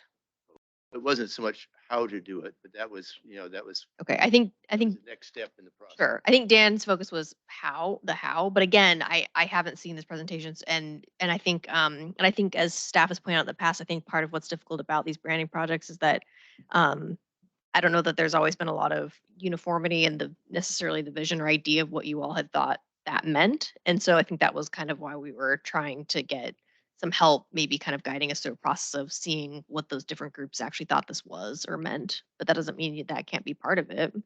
No, there's nothing really specific set. There's nothing specific set in stone. You probably got his email too. He does have a lot of expertise in the area, so I think myself, good to hear from him. Also, got this information from the library, and they've got a walking group that's going to be participating, and it's through the library and also the OHSU nursing school, and will sign up for it. They get a free Fitbit and they get a t-shirt, and so it's mostly just to get people moving and walking and exercising. And I just thought it was a really good plan, and nice that Scappoose is part of it. So that's all I got. Thank you. Thank you. Let's go to the end. Counselor Holmes. Yeah, so I had the opportunity to go last night to play some bingo at the Scappoose Community Center, and I did win for the first time in my life, which was a lot of fun.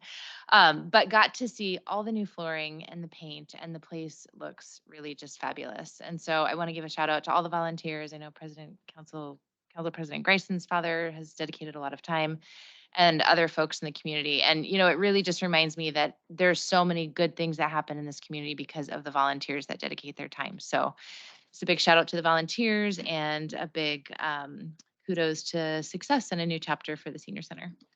Thank you. Counselor Miller. Waiting to see if you're gonna throw a hook there. Thank you. I just have two really quick updates from my liaison corner, I guess we'll call it.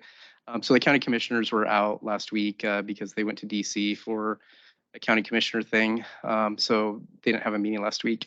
So nothing to report there. I apologize if I already reported on this, but if you haven't taken a tour of the new public health facility in the basement of the courthouse, I highly recommend that you do it. It's really impressive, and it's going to be a huge benefit for our community. As far as the 901 district goes, there's a meeting on Thursday, and they're going to be talking about resolution 2023-001, which is a resolution to head towards our basically do a sole source proposal with Motorola. You guys are all pretty up to speed on what's going on there. The issue is that if they pick that proposal, then we will never know what we could have got, and we will never know, you know, what the price would have been from another company. So it's just really bizarre to me. And that's all I have. Thank you. Thank you, Council President Grayson. No, thank you for excusing my tardiness and not presence.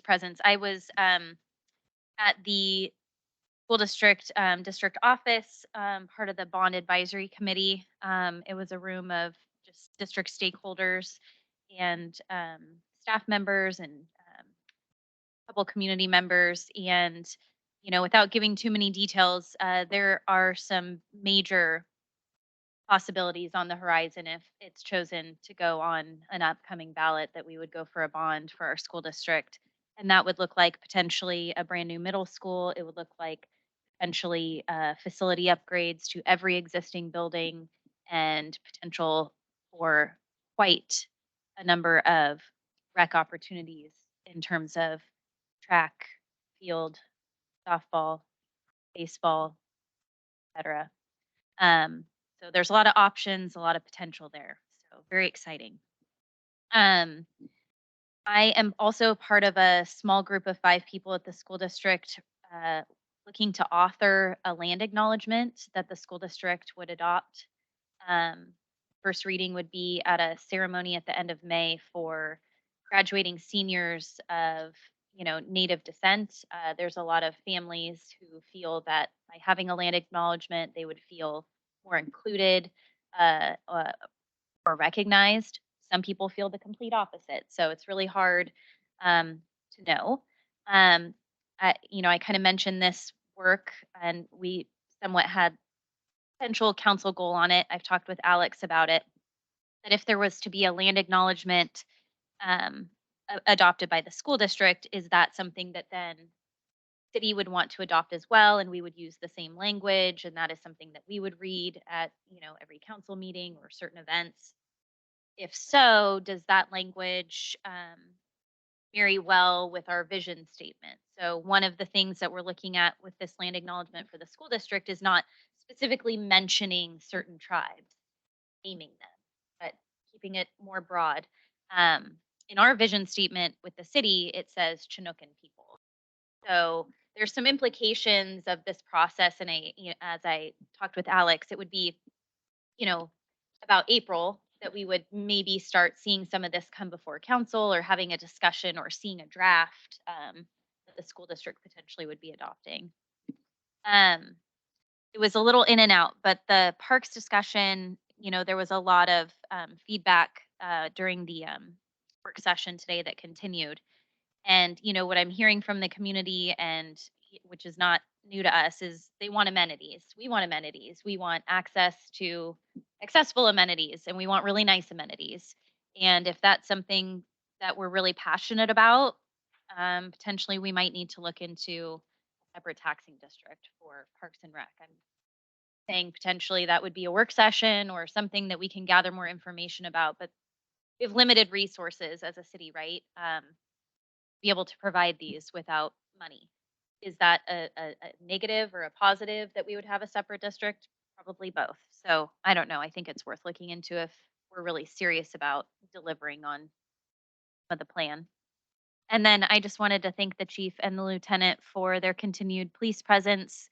There's a car parked out on the highway with lights on to remind people what it looks like to slow down during school hours. And I know that they've enjoyed some ice cream with a lot of middle school and high schoolers at Dairy Queen just to kind of keep those behaviors at bay. And I thank you for that. Okay, thank you, Council Grayson. Echoing that on the Parks and Rec again, we do talk a lot about the parks, but here in Scappoose, we do get a lot of rain. So I do think we do need to look at indoor facilities as well, especially for something in the winter, especially for seniors and kids. And that's where the community center and the school use agreements, they have a lot of gyms, and with a new gym, there'll be opportunities there. One thing, we talked about the 7.9 acres per 1,000. We do have a lot of people right outside of city limits that do outside Warren up in the hills that really want Scappoose to build parks for them as well. So we have a lot more people than just our 8,500 that we're kind of building for. Okay, this week I was able to meet with Life Empowered, which was nice to see the opportunities for people with disabilities. Their goal, to empower people to live the life they choose. They have one house in Scappoose and about 8 in St. Helens. It's nice to see those opportunities and ways that we can partner with other groups as well and help. And then Thursday, I'll have lunch with a bunch of mayors somewhere in Tigard. So we'll get to talk about our war stories. And that's all I have for tonight. Thank you for going to the School Board Advisory Committee, School Bond Advisory Committee. And with that, meeting adjourned.